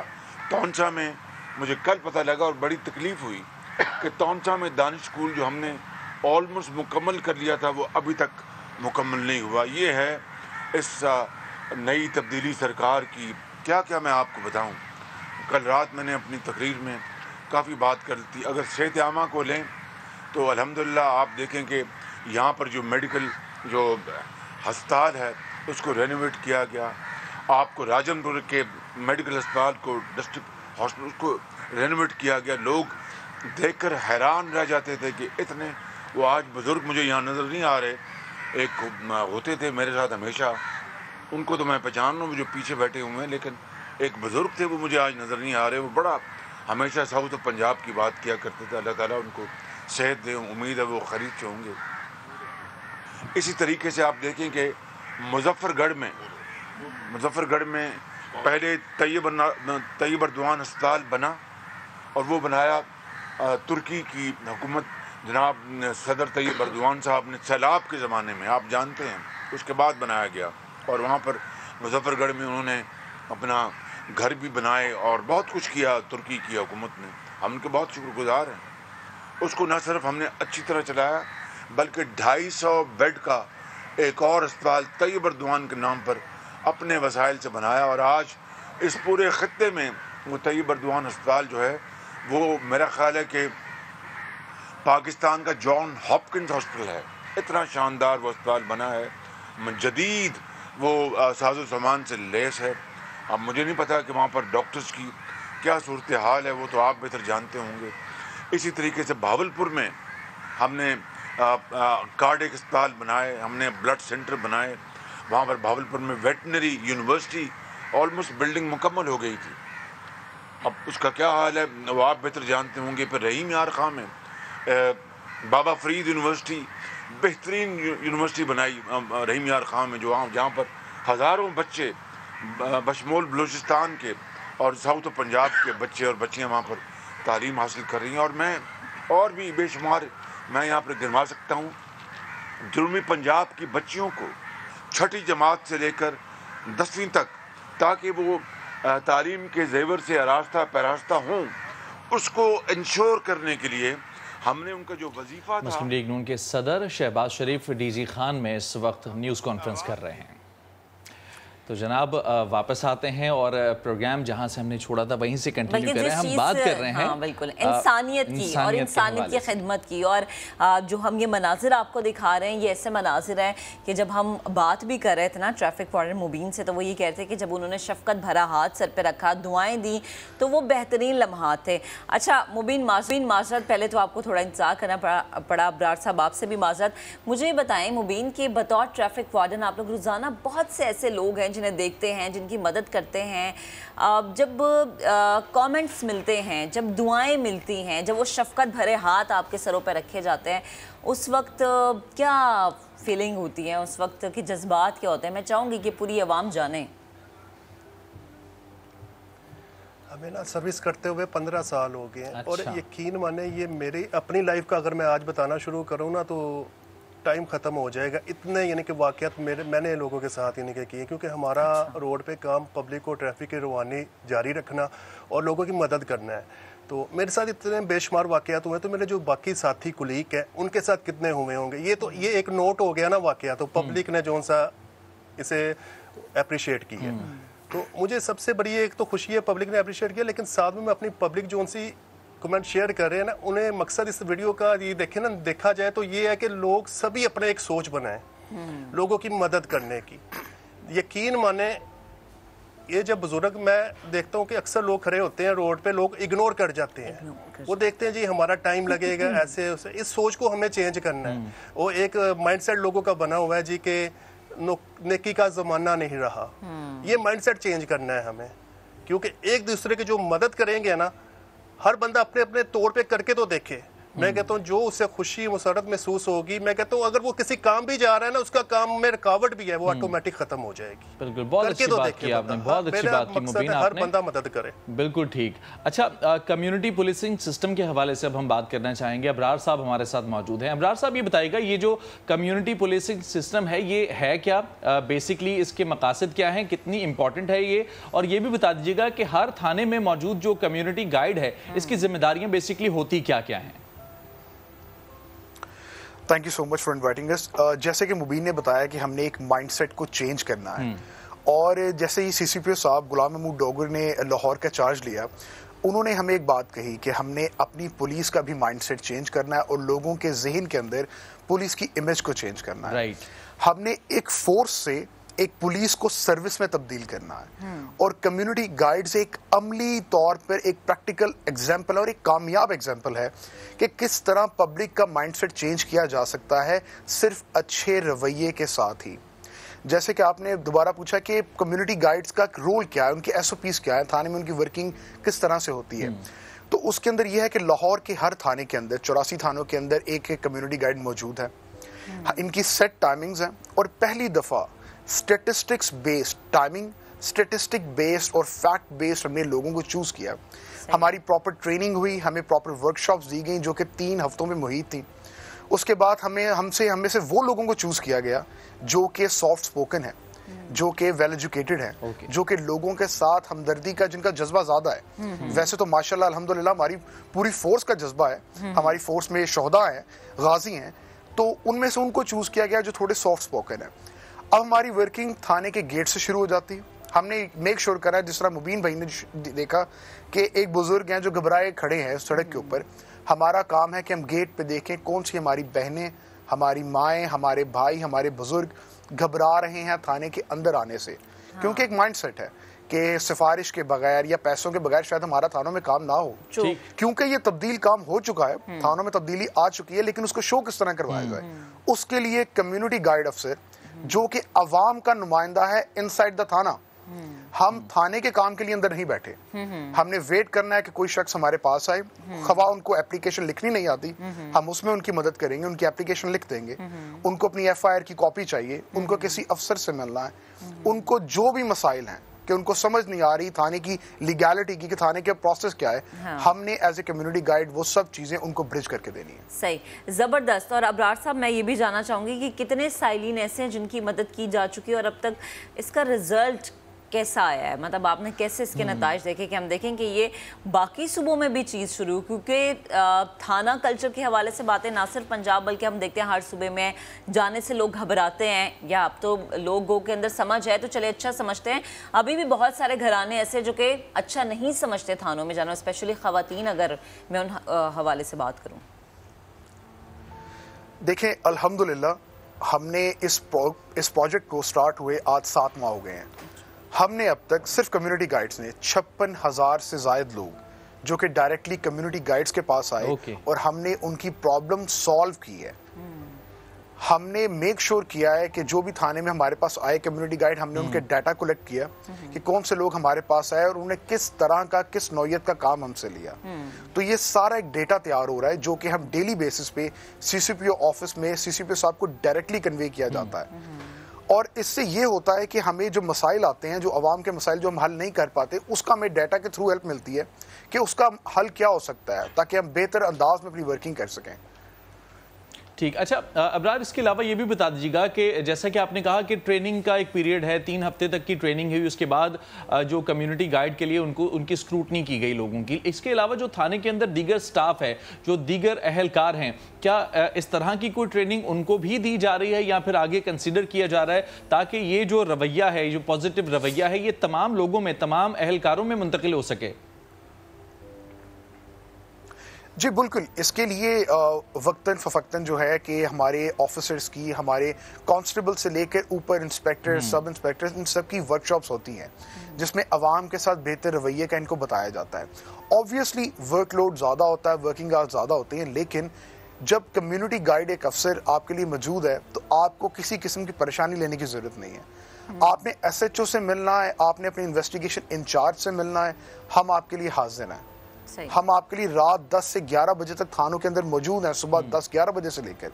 आपको किसी किस्म की परेशानी है, किसी अफसर से है, हम आपके लिए हाजिर हैं। सही।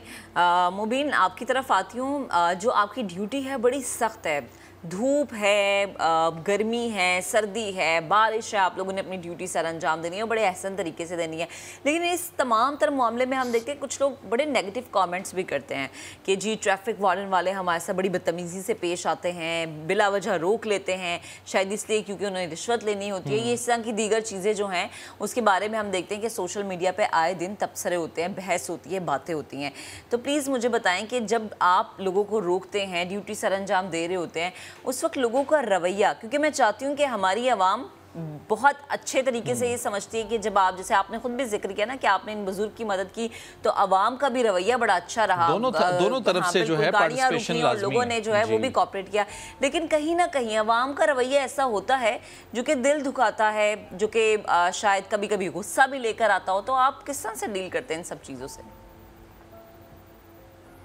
असल में होता ये कि जब रोड पे हम खड़े होते हैं ना, तो लोगों को हम जब रोकते हैं, देखिए किसी ने हेलमेट नहीं पहनना, इसमें उसी का फायदा होता है, उसकी अपनी जान की सेफ्टी होती है, उसकी अपनी जान की सेफ्टी के लिए हम उसे रोकते हैं। और जब रोकते हैं, अगर कोई सिग्नल ड्रॉप करता है तो अल्लाह ना करे एक्सीडेंट हो, इसी वजह से उसे रोका जाता है, यानी उसमें भी उसकी जान की सेफ्टी है। तो जब रोक के उसे साइड पे लगाते हैं और उसी की हिफाजत के लिए उसे रोक रहे हैं, तो वो बंदा जब बिहेवियर उसका हमारे साथ राउड होता है तो दिल तो दुखता है, लेकिन फिर भी हमारी पॉलिसी सीनियर अफसरान की तरफ से भी हमें हुक्म यही होता है कि जी सॉफ्ट कॉर्नर रख के सलाम के साथ, और उसके बाद आपने प्यार मोहब्बत से बात करनी। अगर अगला बंदा आपके साथ राउडली भी बात कर रहा है ना, तब भी आपने प्यार से बात करनी है। और हमारी यही ही कोशिश होती है कि अगले बंदे को प्यार मोहब्बत से ही डील करें।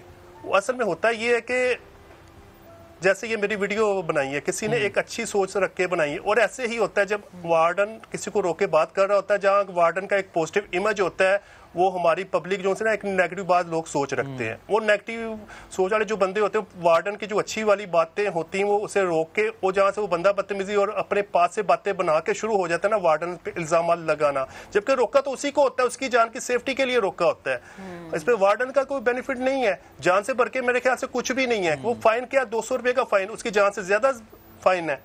तो उसका जब वो बंदा बदतमीजी करता है ना, तो पब्लिक क्या करती है, उस बंदे के वार्डन पे इल्जाम जो होते हैं उसे शो करवाना शुरू करते हैं कि वार्डन ने ये किया, ये किया, ये और किया। अगर किसी चीज में पॉजिटिविटी लानी है या नेगेटिविटी लानी है तो दोनों अनासर यानी कि आप और अवाम दोनों इसके अंदर अगर पार्टिसिपेट करेंगे तो फिर ही कोई काम हो पाएगा। जैसे आपकी जानिब से अगर पॉजिटिव बात की जाए, आगे से भी पॉजिटिव रिस्पॉन्स आए, आहिस्ता आहिस्ता सोसाइटी के अंदर इसी तरह से फिर चेंज आना शुरू होता है। आपका बहुत शुक्रिया मुबीन, आपने हमें वक्त दिया। अबरार साहब आपका भी बहुत शुक्रिया, आपने डिटेल में कम्युनिटी गाइड और पुलिसिंग के हवाले से हमें बताया।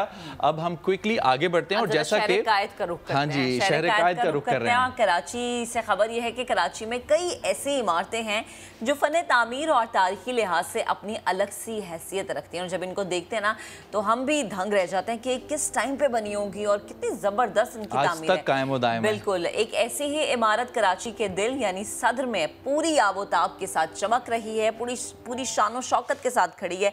शयान सलीम ने रिपोर्ट तैयार की, आपको दिखाते हैं।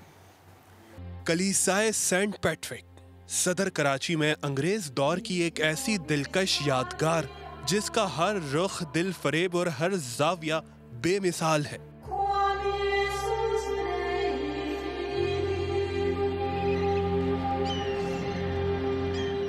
इस इमारत की तामीर के पीछे भी एक तारीख है।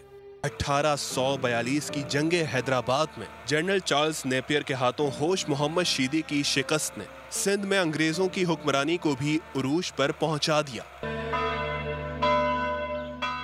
सिंध की राजधानी कराची में मसीही आबादी बढ़ी तो एक बड़े गिरजाघर की जरूरत महसूस की गई। जनरल चार्ल्स नेपियर ने चर्च की तामीर के लिए फंड रेजिंग शुरू की और 1878 में कलीसाए सेंट पैट्रिक की बुनियाद रख दी गई। गिजरी स्टोन की चुनाई की बुलंद दीवारें और इससे भी बुलंद मखरूती मीनार मेमारों के जमालियाती ज़ौक़ के आईनादार हैं। सतूनों से मखरूती मेहराबियों तक हर पत्थर फने तामीर की तकमील नजर आता है। बरतानवी, अतालवी और कलीसाई तर्ज तामीर की झलक इस एक इमारत में यकजा करने वाले आर्किटेक्ट S.J. वैगनर थे।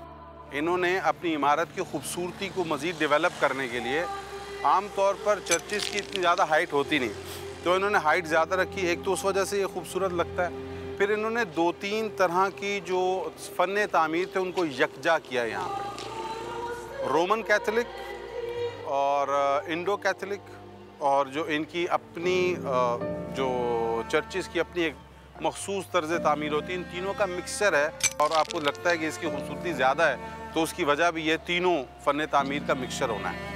इमारत के अंदर दाखिल होने के बाद कलीसा के दरो दीवार और आके मुसव्विर नजर आते हैं। खिड़कियों और रोशनदानों में लगे शीशे देखने वालों की तवज्जो समेट लेते हैं। इस चर्च की तारीखी अहमियत अपनी जगह, मगर जो यहाँ सबसे मुनफरिद चीज़ है वो इस इमारत पर लगी खिड़कियाँ हैं जो यूरोप और अमेरिका के गिरजा घरों में होती हैं। ये पाकिस्तान का वाहिद चर्च है जहाँ स्टेन ग्लास की खिड़कियाँ लगाई गई हैं जो कई साल पहले जर्मनी से मंगवाई गई थी। कराची में ना इस म्यार के शीशे कहीं और मौजूद हैं और ना ही शीशे पर की गई ऐसी मुसव्वरी। 1881 से इस गिरजा घर में इबादत का सिलसिला इसी तरह जारी है।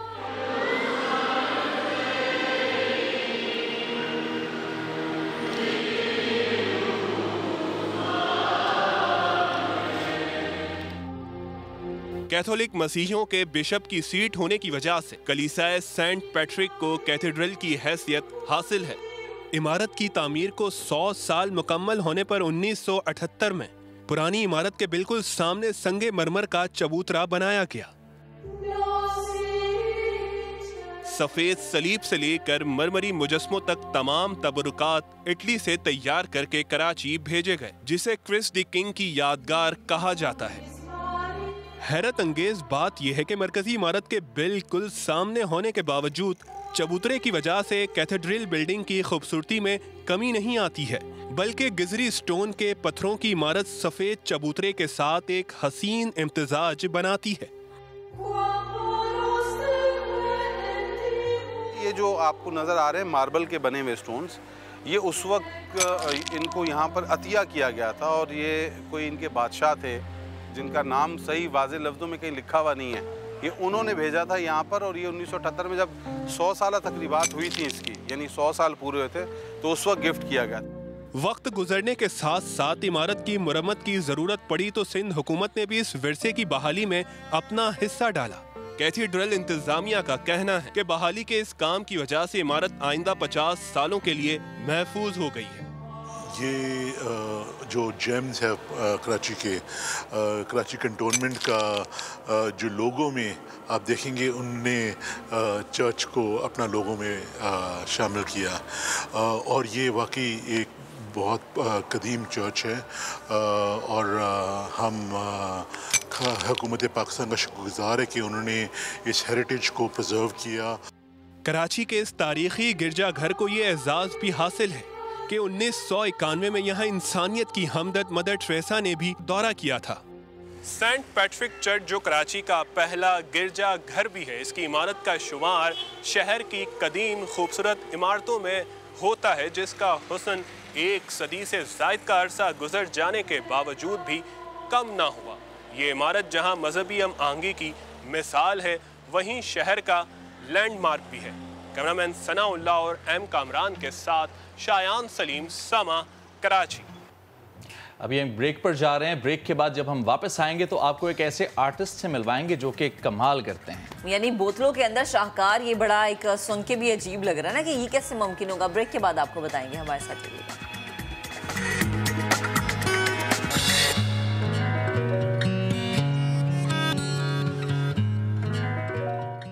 Welcome back after the break. नाजरीन, आपने अक्सर आर्ट गैलरीज के अंदर बड़े ज़बरदस्त किस्म के शाहकार देखे होंगे, मुख्तलिफ जो स्केचेस हैं, लेकिन एक चीज़ है जिसके बारे में मैं एक दफ़ा दोबारा से जिक्र करना चाहूँगी। वो क्या है? वो ये है कि जब जब हम बात करते हैं ना कराची के मसलों की, हाँ, तो हम कहते हैं कि कोई एक मसला जो कि हल हो जाए और हम कहें कि अच्छा 10 में से एक मसले कम हो गए, हम 9 रह गए, 9 के बाद 8 रह जाएंगे।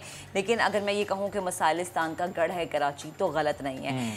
मसाइल से घिरा कराची का इलाका लायंस एरिया, आज यहाँ का रुख करते हैं। शहरी आसिफ का कहना है कि इलाके को लावारिस छोड़ दिया गया है, कचरे के ढेर हैं और टूटी फूटी सड़कें हैं, और ये मकीनों का नसीब बन चुके हैं। मैनहोल्स खुले हैं, बदबूदार पानी पीने पे लोग जो है मजबूर हैं, सीवरेज का निज़ाम दरम भरम है।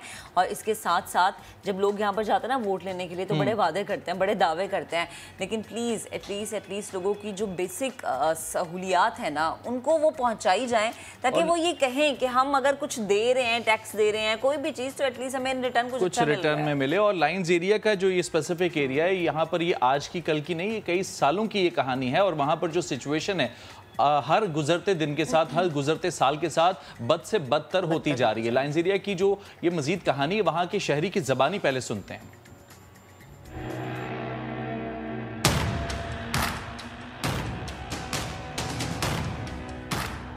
यहाँ तो कोई पुरसान हाल नहीं है, कोई टीवी चैनल नहीं आता, कोई भी नहीं आता। ये समा वाले हैं, इनका बहुत शुक्रगुजार हूँ।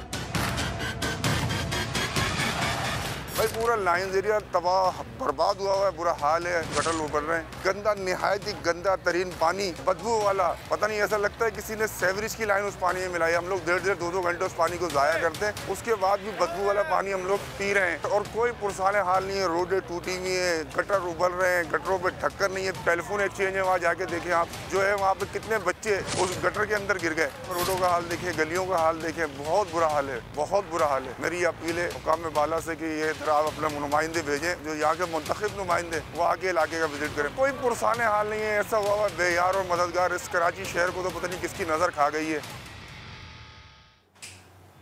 और जनाब, लाहौर में पिंक पोलो का फाइनल मार्का खेला गया, जिसमें टीम वाइट ने टीम ब्लैक को शिकस्त दे दी। देखिए आप भी।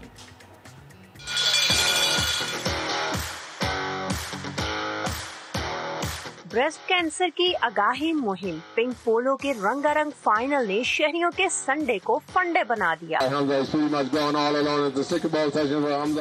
शाही खेल में एक दूसरे से बर्तरी ले जाने की लगन, छड़ी घुमाते, गेंद को ठोकर लगाते, ये जवान जीत का जज्बा लिए मैदान में उतरे, तो शहरियों की बड़ी तादाद ने खेल को खूब एंजॉय किया। 1.5 साल के गैप के बाद ये स्पोर्ट्स एक्टिव हुई हैं, तो ये वाली चीजें जो हैं ये होती रहनी चाहिए रूटीन में। लोगों के हजूम में ड्रम बीट्स का शानदार मुजाहरा, शहरी भी झूमने पर मजबूर हो गए।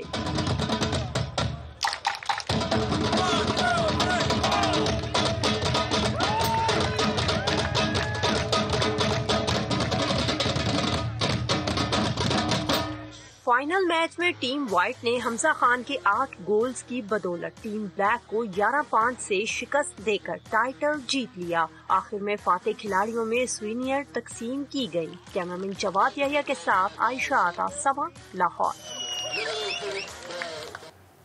अच्छा, वैसे ये पोलो जो है ये मुझे बड़ा इंटरेस्टिंग किस्म का गेम लगता है। आप तो इस ग्राउंड में गई भी होंगी, मेरे ख्याल में मैचेस भी देखे होंगे शायद। जाहिर है, मैं लाहौर की हूँ और जो कहते हैं जहाँ की आप जम्मन पलहन हो, आपने जगह जगह देखी होती है, सारे एड्रेस बता रही होती हैं साथ साथ कि यहाँ पर है, यहाँ पर है आसानी के लिए ना। तो बड़ा जबरदस्त, और मुझे लगता है ये इकदाम, ये काम बड़े अच्छे हैं कि लोगों को तफरीह का मौका मिलता है ना, क्योंकि कोविड के बाद हमने देखा कि जनाब लोग थोड़े से वो थे ना, मेंटली वो हो गए। अब रूटीन की जो हमारी एक्टिविटीज हैं, एंटरटेनमेंट की सरगर्मियां बहाल होना शुरू हो गई। तो लाहौर से खबर है, शाही किले में सजाए गाड़ियों का मेला, गाड़ियों के शौकीन अफराद यहाँ पर पहुंचे हैं। 50 से ज्यादा चमचमाती गाड़ियां इस मेले का बनी हिस्सा। क्या रही सिचुएशन, किस तरह से लोगों ने एंजॉय किया, आयशा आदा बता रही है। शौक का कोई मोल नहीं और इसी शौक ने इन पुरानी गाड़ियों को आज भी मुकम्मल तौर पर फिट रखा हुआ है। इंजन जबरदस्त है और बॉडी भी चमकदार। कराची से शुरू होने वाली विंटेज कार रैली में मुख्तलिफ कंपनियों की गाड़ियां शामिल हैं। कारों के पुराने मॉडल्स देखकर शौकीन अफराद ने इन्हें कैमरों में महफूज किया। मालकान का कहना है कि इन गाड़ियों से जज्बाती वाबस्तगी है। ये गाड़ियाँ अपने दौर की शाहकार गाड़ियाँ थी और आज भी हैं। ये अल्हम्दुलिल्लाह पाकिस्तान में मेंटेन हुई हैं, हमारे लोगों ने बनाई हैं और अभी भी चल रही हैं और चल के आई है आपके सामने। पूरी दुनिया में की ये सबसे ज़्यादा सेलिंग गाड़ी थी एक वक्त में और ये लेजेंडरी गाड़ी है, ये हिटलर ने बनवाई थी। वर्ल्ड सिटी अथॉरिटी ने रैली के शुरका को शाही किले की सैर भी कराई, जिनका अगला पड़ाव पेशावर है। नुमाइश में मौजूद ये कदीम गाड़ियां जहां लोगों की तवज्जो का मरकज बनी रही, वहीं सियाहत को फरोग देने में भी अहम किरदार अदा कर रही हैं। कैमरामैन जवाद यहिया के साथ आयशा आता समा, लाहौर। तो गाड़ियों का ये मेला आपने देखा। अच्छा, इसके अंदर मैं एक चीज़ नोट कर रहा था महक कि लाहौर में वैसे तो सर्दी आ गई है, लेकिन ये है कि दोपहर का वक्त है, इसलिए लोगों ने हाफ स्लीव्स भी पहने थे। हाँ। सर्दी के मौसम के हवाले से हम बात कर रहे हैं, तो कुछ जो स्किन के इश्यूज़ हैं ये आना शुरू हो चुके हैं। अब जल्दी बीमारियाँ जो हैं ये अटैक करना शुरू कर देती हैं सर्दी के आते ही। तो इसके साथ साथ जो हवा में खुश्की हो जाती है, इससे एक्जिमा के इश्यूज़ होना शुरू हो जाते हैं, जल्द खुश्क होकर फटना शुरू हो जाती है, डेंड्रफ सर के अंदर जो है ये बढ़ना शुरू हो जाती है। याद रखें कि ऐसी किसी भी अलामत की सूरत में इसको इग्नोर ना करें, बल्कि डॉक्टर से मशवरा करना लाजमी है। इसको लोग नॉर्मली इग्नोर कर देते हैं ना कि आपकी, क्योंकि हम में से लोग ये कहते हैं कि हमें पता ही नहीं होता हमारी स्किन क्या है, ऑयली स्किन है हमारी, ड्राई स्किन है हमारी। तो जब आपको ये पता नहीं होगा तो और आप डॉक्टर से बगैर मशवरे के आप कोई भी क्रीम या कोई भी चीज अप्लाई करेंगे, जब परमानेंट मार्क्स आना शुरू हो जाते हैं फिर परेशान हो जाते हैं कि पता नहीं ऐसा क्यों हुआ है। और सर्दियों में तो कहते हैं स्किन पे वैसे ही एक्नी बहुत ज़्यादा हो जाती है, वो चाहे ऑयली स्किन है या ड्राई स्किन है। तो हमारे पास स्किन स्पेशलिस्ट मौजूद हैं जिनसे हम बात करेंगे। डॉक्टर काशिफ हमें ज्वाइन कर चुके हैं। डॉक्टर साहब बेहद शुक्रिया वक्त देने के लिए। सर्दियाँ आती हैं बहुत सारी। वालेकुम अस्सलाम। बहुत शुक्रिया मुझे इनवाइट करने का, थैंक यू सो मच, और बहुत अच्छा टॉपिक है आपका। बिल्कुल डॉक्टर साहब, क्योंकि जैसे मैं कह भी रही हूँ कि सर्दियाँ आती हैं तो बहुत सारी फिर चीज़ें भी साथ आ जाती हैं, सौगातें साथ आती हैं, लेकिन इसके साथ साथ जल्द से जुड़ी जो रिलेटेड बीमारियाँ होती हैं ना, स्पेशली स्किन का फट जाना, और फिर होता ही कि सर्दियों में आप ड्राई फ्रूट्स बहुत ज़्यादा यूज़ कर रहे होते हैं, वो खा रहे होते हैं आप हलवे भी इस्तेमाल करें, तो एक्नी का मसला ज़्यादा हो जाता है। ऐसे मौसम में आप अपनी स्किन की हिफाजत कैसे कर सकते हैं? दाने बन जाना, ये स्किन का फटना, होंठों का फटना, एड़ियों का फटना, सर में खुश्की आ जाना, क्या है इसका हल? जी देखिए, एज अ डॉक्टर मैं सबसे पहले तो ये कहूँगा कि सर्दी आ जाती है तो हम पानी पीना कम कर देते हैं। ठीक है, चाय कॉफ़ी का इंटेक बढ़ जाता है। चाय कॉफ़ी जो होती है वो डायूरेटिक होती है, उसके अंदर हमारी बॉडी का पानी खारिज होता है। तो मैं सबको कहूँगा कि अगर एक प्याली चाय पिए 3 गिलास पानी भी साथ साथ जबरदस्ती पी लिया करें सर्दियों में, ताकि आपका जो स्किन का जो वो है लेयर है ड्राइनेस, वो खत्म हो जाए। एक बड़ा अच्छा कॉम्बिनेशन है जो व्हाइट सॉल्ट पैराफिन और लिक्विड पैराफिन का है, जो मैं आपको बताऊंगी, आपको आराम से मिल जाएगा किसी भी डिस्पेंसिंग मटेरियल से। इसको अगर नहाने के बाद थोड़ी सी आपकी स्किन पे नमी रहेगी उसके ऊपर लगा लिया करें। जो फटी हुई एड़ियां हैं फेस पे, लिप्स का बड़ा मसला आता है, ड्राइनेस हो जाती है, आप स्कैल्प पे भी लगा सकते हैं अपने सर पे, वो आप लगाइए। और ये ख्याल करिए कि आप कोशिश करें माइल्ड चीजें यूज करिए। मैं कहूँगा सबसे ज्यादा इंपॉर्टेंट चीज ये कि आप खीरे का इस्तेमाल बढ़ा दीजिए, दूध दही का इस्तेमाल बढ़ा दीजिए इसके अंदर, क्योंकि इसके अंदर आपको ड्राइनेस जो आपकी अंदर से है ना, एज अ डॉक्टर वो मैं जो बता रहा हूँ आपको, क्योंकि आपने बिल्कुल सही कहा, एड़ियाँ फटने लगती हैं, स्किन खराब हो रही है और डैंड्रफ बढ़ने लगता है, तो ये ख्याल रखें। अच्छा, बहुत गर्म पानी से भी नहीं नहाना है। अच्छा डॉक्टर साहब, एक चीज जैसे आपने खुद कहा ना, बहुत ज्यादा गर्म पानी से नहाना नहीं। एक तो ये कि इसके बगैर रहा नहीं जाता, दूसरा ये कि शायद सर्दियों में सुस्ती हो जाती है और हम अपने ऊपर ध्यान देना बहुत ज्यादा कम कर देते हैं। अच्छा, बहुत सारे लोग घर में जो बड़े होते हैं वो ये कहते हैं, अच्छा देखो सर्दी है ना, फलाना तेल लेके ना उसकी हल्की सी अपने पैरों पे मालिश कर लो, रेमेडीज जो होती हैं, घरेलू टोटके जो हाथों पे लगा लो, अच्छा सर की जिल्द में लगा लो, खुश्की कम हो जाएगी। लेकिन ये एक आजमाई हुई चीज़ है कि सर्दियों में जब आप ऑयली स्किन पे मजीद ऑयल यूज़ करते हैं तो वो काली होना शुरू हो जाती है, वो कालापन जो है वो ज़्यादा नुमाया होता है। तो क्या करना चाहिए इसके लिए?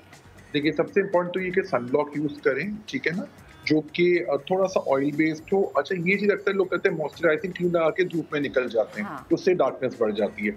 मॉइस्चराइजिंग लोशन सिर्फ रात में लगाना है चेहरे पर, बॉडी पे तो कभी भी लगा सकते हैं आप। मोस्ट इम्पॉर्टेंट ये है कि आपको ऐसी चीज़ें यूज़ करनी जिसमें ऑयल बेस हो उसके अंदर, ताकि आपका प्रॉब्लम ना हो आपको ऑयल का। विटामिन मैं कहता हूँ ज़रूर खाइए, जिसमें selenium, zinc, vitamin A, vitamin D, vitamin C ज़रूर होनी चाहिए। सुबह नाश्ते के बाद ये आपको अपनी आदत बनानी चाहिए कि आप विटामिन ए ज़रूर खाएंगे। तो हमने सही कहा कि सर्दियों में सुस्ती हो जाती है तो हमें विटामिन की थोड़ी ज़रूरत पड़ जाती है हमें। एक और चीज़ जो सबसे इम्पोर्टेंट है कि सनब्लॉक जो आप यूज़ करेंगे वो ऑयल बेस्ड होगा। ये हो कि इस पे दाने ना निकले आपके, ऑफ कोर्स, लेकिन मॉइस्चराइजिंग क्रीम लगा के आपको धूप में नहीं जाना है। साथ साथ आपका जो डैंड्रफ शैम्पू है वो भी थोड़ा सा बालों को ड्राई कर देता है। तो मैं एक बहुत इजी सी रेमेडी बताता हूँ दूसरे मॉर्निंग शो में, वो ये कि आप अगर कोकोनट ऑयल ले लें, उसे वाटर मिला के एक स्प्रे बॉटल में रख लें आमंड ऑयल के साथ।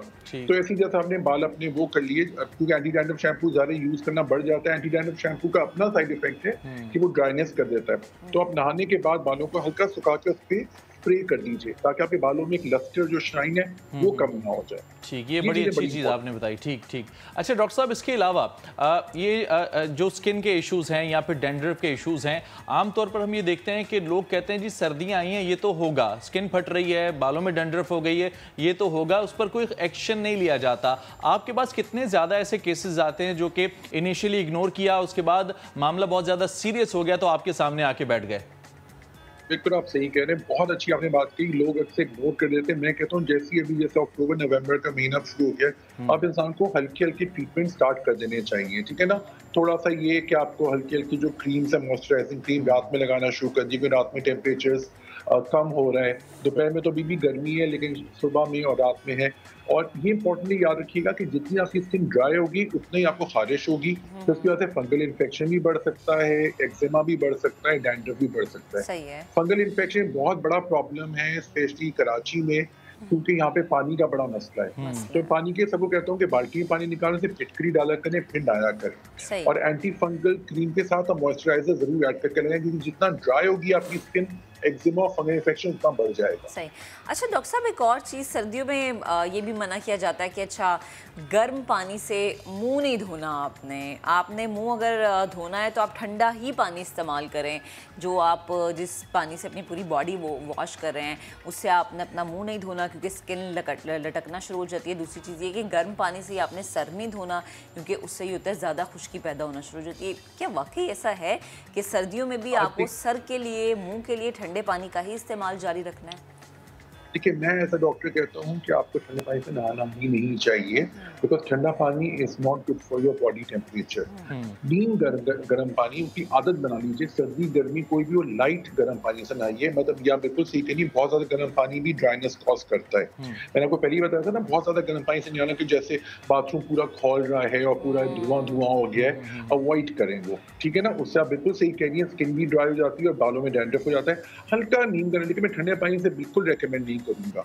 ठंडा पानी किसी भी वेदर में, सर्दी गर्मी किसी में भी मैं रेकमेंड नहीं करूंगा। हल्का सा गुनगुना पानी जिसे कहते हैं वो आप यूज करें, और फेस को भी वॉश कर सकते हैं। लेकिन हाँ, ये आप सही कह रही है, बहुत गर्म पानी से आपकी स्किन ड्राई हो जाती है, तो हल्का गर्म पानी जरूर यूज करें। ठीक। अच्छा, इसके अलावा डॉक्टर साहब, अगर डाइट की तरफ हम आए, अक्सर लोग ये सोचते हैं कि जी दवाइयाँ नहीं खानी, लोशन वगैरह नहीं लगा लें, हम डाइट अपनी ऐसी कर लें कि जो है ये डैंड्रफ या फिर स्किन के इश्यूज जो है वो हमें पैदा ना हो। तो डाइट में कौन कौन सी चीज़ें स्पेसिफिकली ऐड करनी चाहिए सर्दियों के मौसम में, चाहे वो फ्रूट्स हो चाहे वो खाना हो, इन दोनों चीज़ों के हवाले से, और ड्रिंक्स में भी? जी बिल्कुल, देखिए एक तो विटामिन सी की भरमार आपको करनी चाहिए सर्दियों में। अल्लाह ताला की कुदरत है कि देखिए अनार भी आया हुआ होता है, ऑरेंजेस भी आए हुए होते हैं, खीरा भी होता है, इसकी क्वांटिटी आप बढ़ाइए अपने खाने में। साथ साथ सबसे इम्पोर्टेंट लींबू की क्वांटिटी बढ़ाइए। Lemon is very good for your skin, क्योंकि लेमन से आपकी ड्राइनेस कम होती है, ठीक है। तो खाने की मैं बात कर रहा हूँ, ठीक है ना। तो यूज करना है, आपको फेस पे लगाना बिल्कुल नहीं है, क्योंकि उससे दूसरे प्रॉब्लम हो सकते हैं। ये आपने अच्छा किया ना बात से कर दिया, क्योंकि फौरन से खवातीन करती हैं, लींबू लिया, उसको काटा, थोड़ी सी ग्लिसरीन लगाई, चेहरे पे मला शुरू यार लींबू शीमू लेके सारा मुंह पे। लींबू फेस के लिए मैं कभी भी किसी भी आपने मेरे शो में देखोगे मैं रेमेडी में कभी भी लींबू इस्तेमाल नहीं करता हूँ फेस के लिए। बॉडी पे आप यूज कर सकते हैं, लेकिन फेस के लिए हरगिज़ नहीं। जो लींबू में सिट्रिक एसिड होता है जो कि एकदम रिएक्ट कर सकता है आपके फेस को। और मैं हमेशा कहता हूँ आखिर लोग हमारा चेहरा ही तो देखते हैं, कि क्यों ना इसकी बेहतरीन हिफाजत की जाए। तो हम कोई रिस्क नहीं ले सकते फेस के साथ, ठीक है ना। फिर तो ये करें। अच्छा, नींबू पानी ज्यादा पीजिए। अच्छा, खीरे का जूस बनाइए, खीरा बहुत अच्छा है।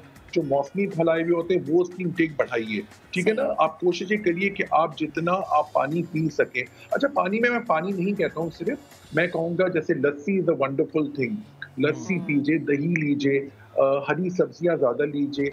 चाइनीज फूड आपके लिए बहुत अच्छा होता है। चाइनीज फूड में मुझे लगता है कि लोग वेजिटेबल्स खा लेते हैं, है ना। वैसे आपको पता है हम लोग शौक से नहीं खाते। दूसरी बात ये सबसे इम्पोर्टेंट है कि आपको इस तरह करना है कि चाय कॉफी का जरा ध्यान रखें। आप जितनी चाय कॉफी पी रहे हैं उसी हिसाब से, आपने अगर 4 कप चाय पिए तो तकरीबन 10 से 12 गिलास पानी पीजिए। पानी का मतलब है पानी आपको बैलेंस रखना है ना, क्योंकि सर्दियों में होता ही है कि आप चाय और कॉफी का इंटेक कितना ज्यादा हो जाता है, पानी को हम बिल्कुल भूल जाते हैं।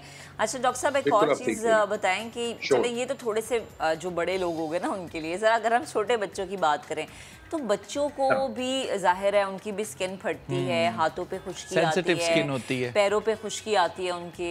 बच्चों के लिए क्या जरूरी है, माँ किस तरह से बच्चों की केयर करें? बिल्कुल। अच्छा, बच्चों के लिए तो सबसे आसान है, मैं जो कॉम्बिनेशन बनाया है लिक्विड पैराफिन और व्हाइट सॉल्ट पैराफिन। ये बच्चों में बेइंतहा मकबूल है, बहुत ही आसान है, आपको आराम से मिल जाएगा।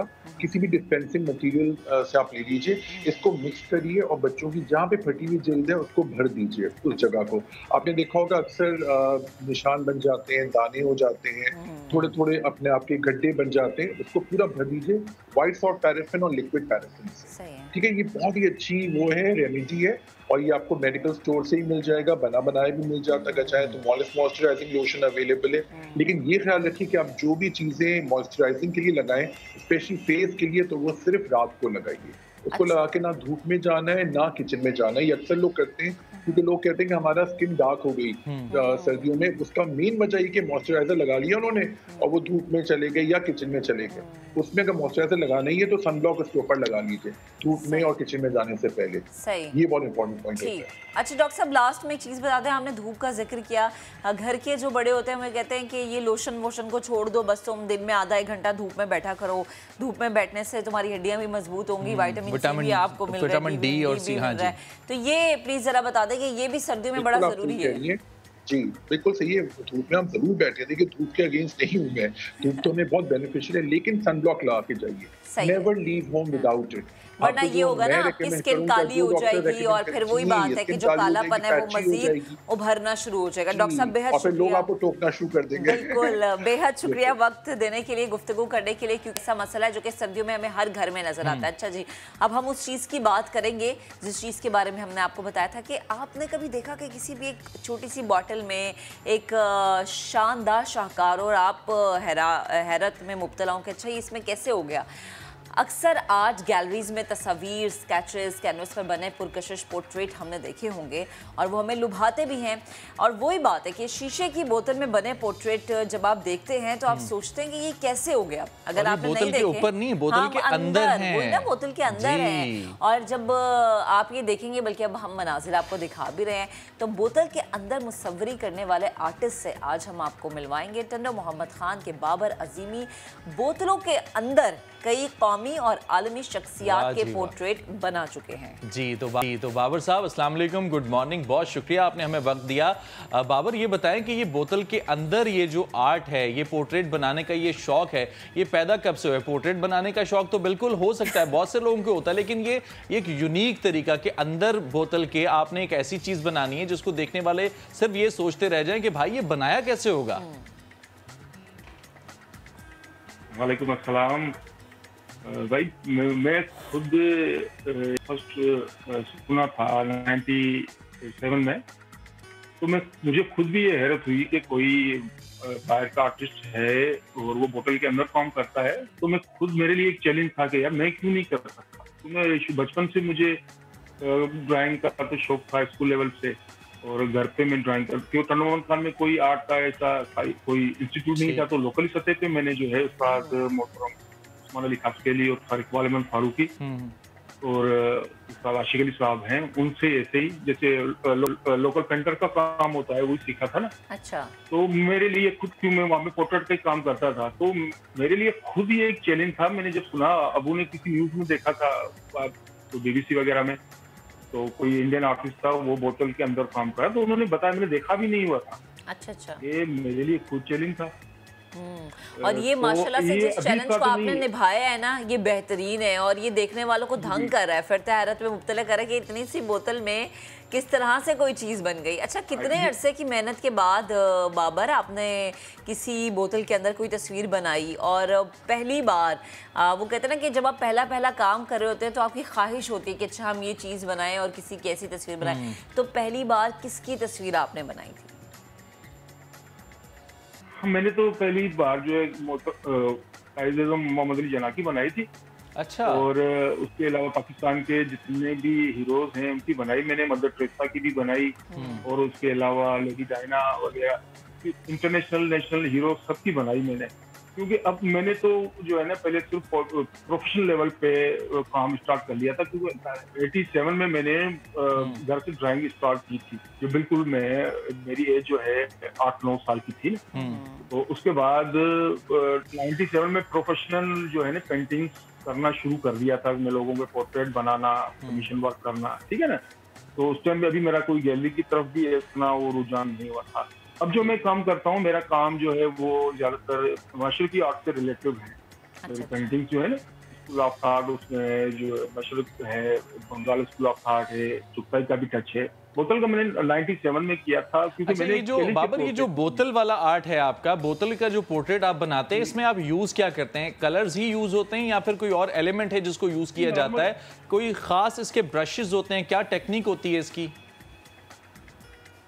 हाँ, ये क्योंकि पहले तो मुझे भी काफी मंथ तक सोचना पड़ा कि बोतल के अंदर जो है मैं कैसे जो है उसको बगैर काटे हुए, बगैर कहीं से जो है बिल किए हुए कैसे क्यों करूँ। तो उसको मैं तकरीबन काफी मंथ तक मैं खुद स्टडी करता रहा। काफी जो है बोतल्स मैंने बिल्कुल यूं समझे कि वो मेरी जो फारिग भी हो गई काफी बोतलें ना। तो उसके बाद जो है मेरे जहन में ये आइडिया आया कि ये जिस तरह बुरुश है, तो ये देखेंगे ना आप, करके दिखाऊं मैं आपको।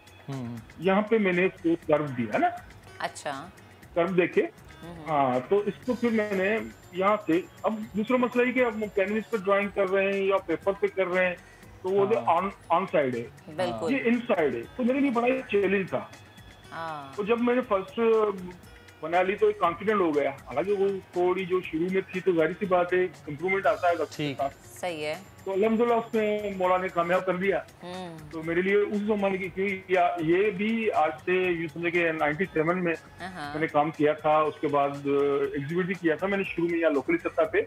अच्छा। फिर मैंने जो है इसको जब चैलेंज को अबूर कर लिया तो फिर मैंने छोड़ दिया था इसको ना। अच्छा। और माशाल्लाह जिसे आप कह रहे हैं ना कि अल्लाह का करम हुआ तो अल्लाह ने आपको इज्जत दी। अच्छा, लास्ट में मुझे बताएं कि वक्त बदल रहा है, हम देखते हैं कि लोगों के सोचने के तरीके भी बदल रहे हैं, नई नई टेक्नोलॉजीज आ रही हैं, तो मौजूदा दौर में आप क्या देखते हैं? फ़न मुसव्वरी जो है ये कहाँ पे खड़ी है? इसका क्या लोगों को अब शौक कम हो गया है या मजीद बढ़ चुका है? ग्राफिक्स का दौर आ गया ना अब तो। ना, मुसव्वरी का रुझान पहले से अब ज्यादा बढ़ गया है। अच्छा। तो पे जो है ना, हमारे जो पहले उस्ताद थे उन्होंने बड़ी मेहनतें की हैं। बुलजी साहब है, काकेन और अहमद परवेज, बहुत बड़े नाम, मास्टर्स हैं। उस्ताद अल्लाह बख्श, पाकिस्तान के जो बड़े नाम है, और सईद अख्तर साहब, उनके जमाने में ये होता था कि लोकली सतह पे जो भी है आर्ट का, तो लोग भागते थे ये समझते कि आर्टिस्ट जो है वो बड़ा पेट पत्थर भागने वाला काम है, कोई इसका जो है स्कोप नहीं है। अब तो अल्हम्दुलिल्लाह जो है प्राइवेट सतह पे भी आप देखें बहुत बड़े इंस्टीट्यूट हैं और काफी अच्छा काम हो रहा है इस वक्त आर्ट पे ना, और अच्छा बिजनेस हो चुका है। क्योंकि जाहिर सी बात है सोशल मीडिया ने भी उसको काफी जो है वो दिया हुआ है। इससे हम नहीं कर सकते कि भाई आर्ट का वो जो शोभा है कोई सही है। हाँ। बिल्कुल जबरदस्त बाबर, बेहद शुक्रिया वक्त देने के लिए, करने के लिए। और यकीनन ये एक बड़ा मुश्किल और फराज चैलेंजिंग काम है, जैसे हम बात भी करें ना कि मैं तो अभी तक उसी चीज में हूं कि ये किस तरह से बनाना बड़ा मुश्किल है। चलें जी, वक्त खत्म हो गया है। कल आपसे फिर से मुलाकात करेंगे, बहुत सारी खबरें और बातें आपके साथ शेयर करेंगे। अपना बहुत सा ख्याल रखिएगा। अल्लाह हाफिज।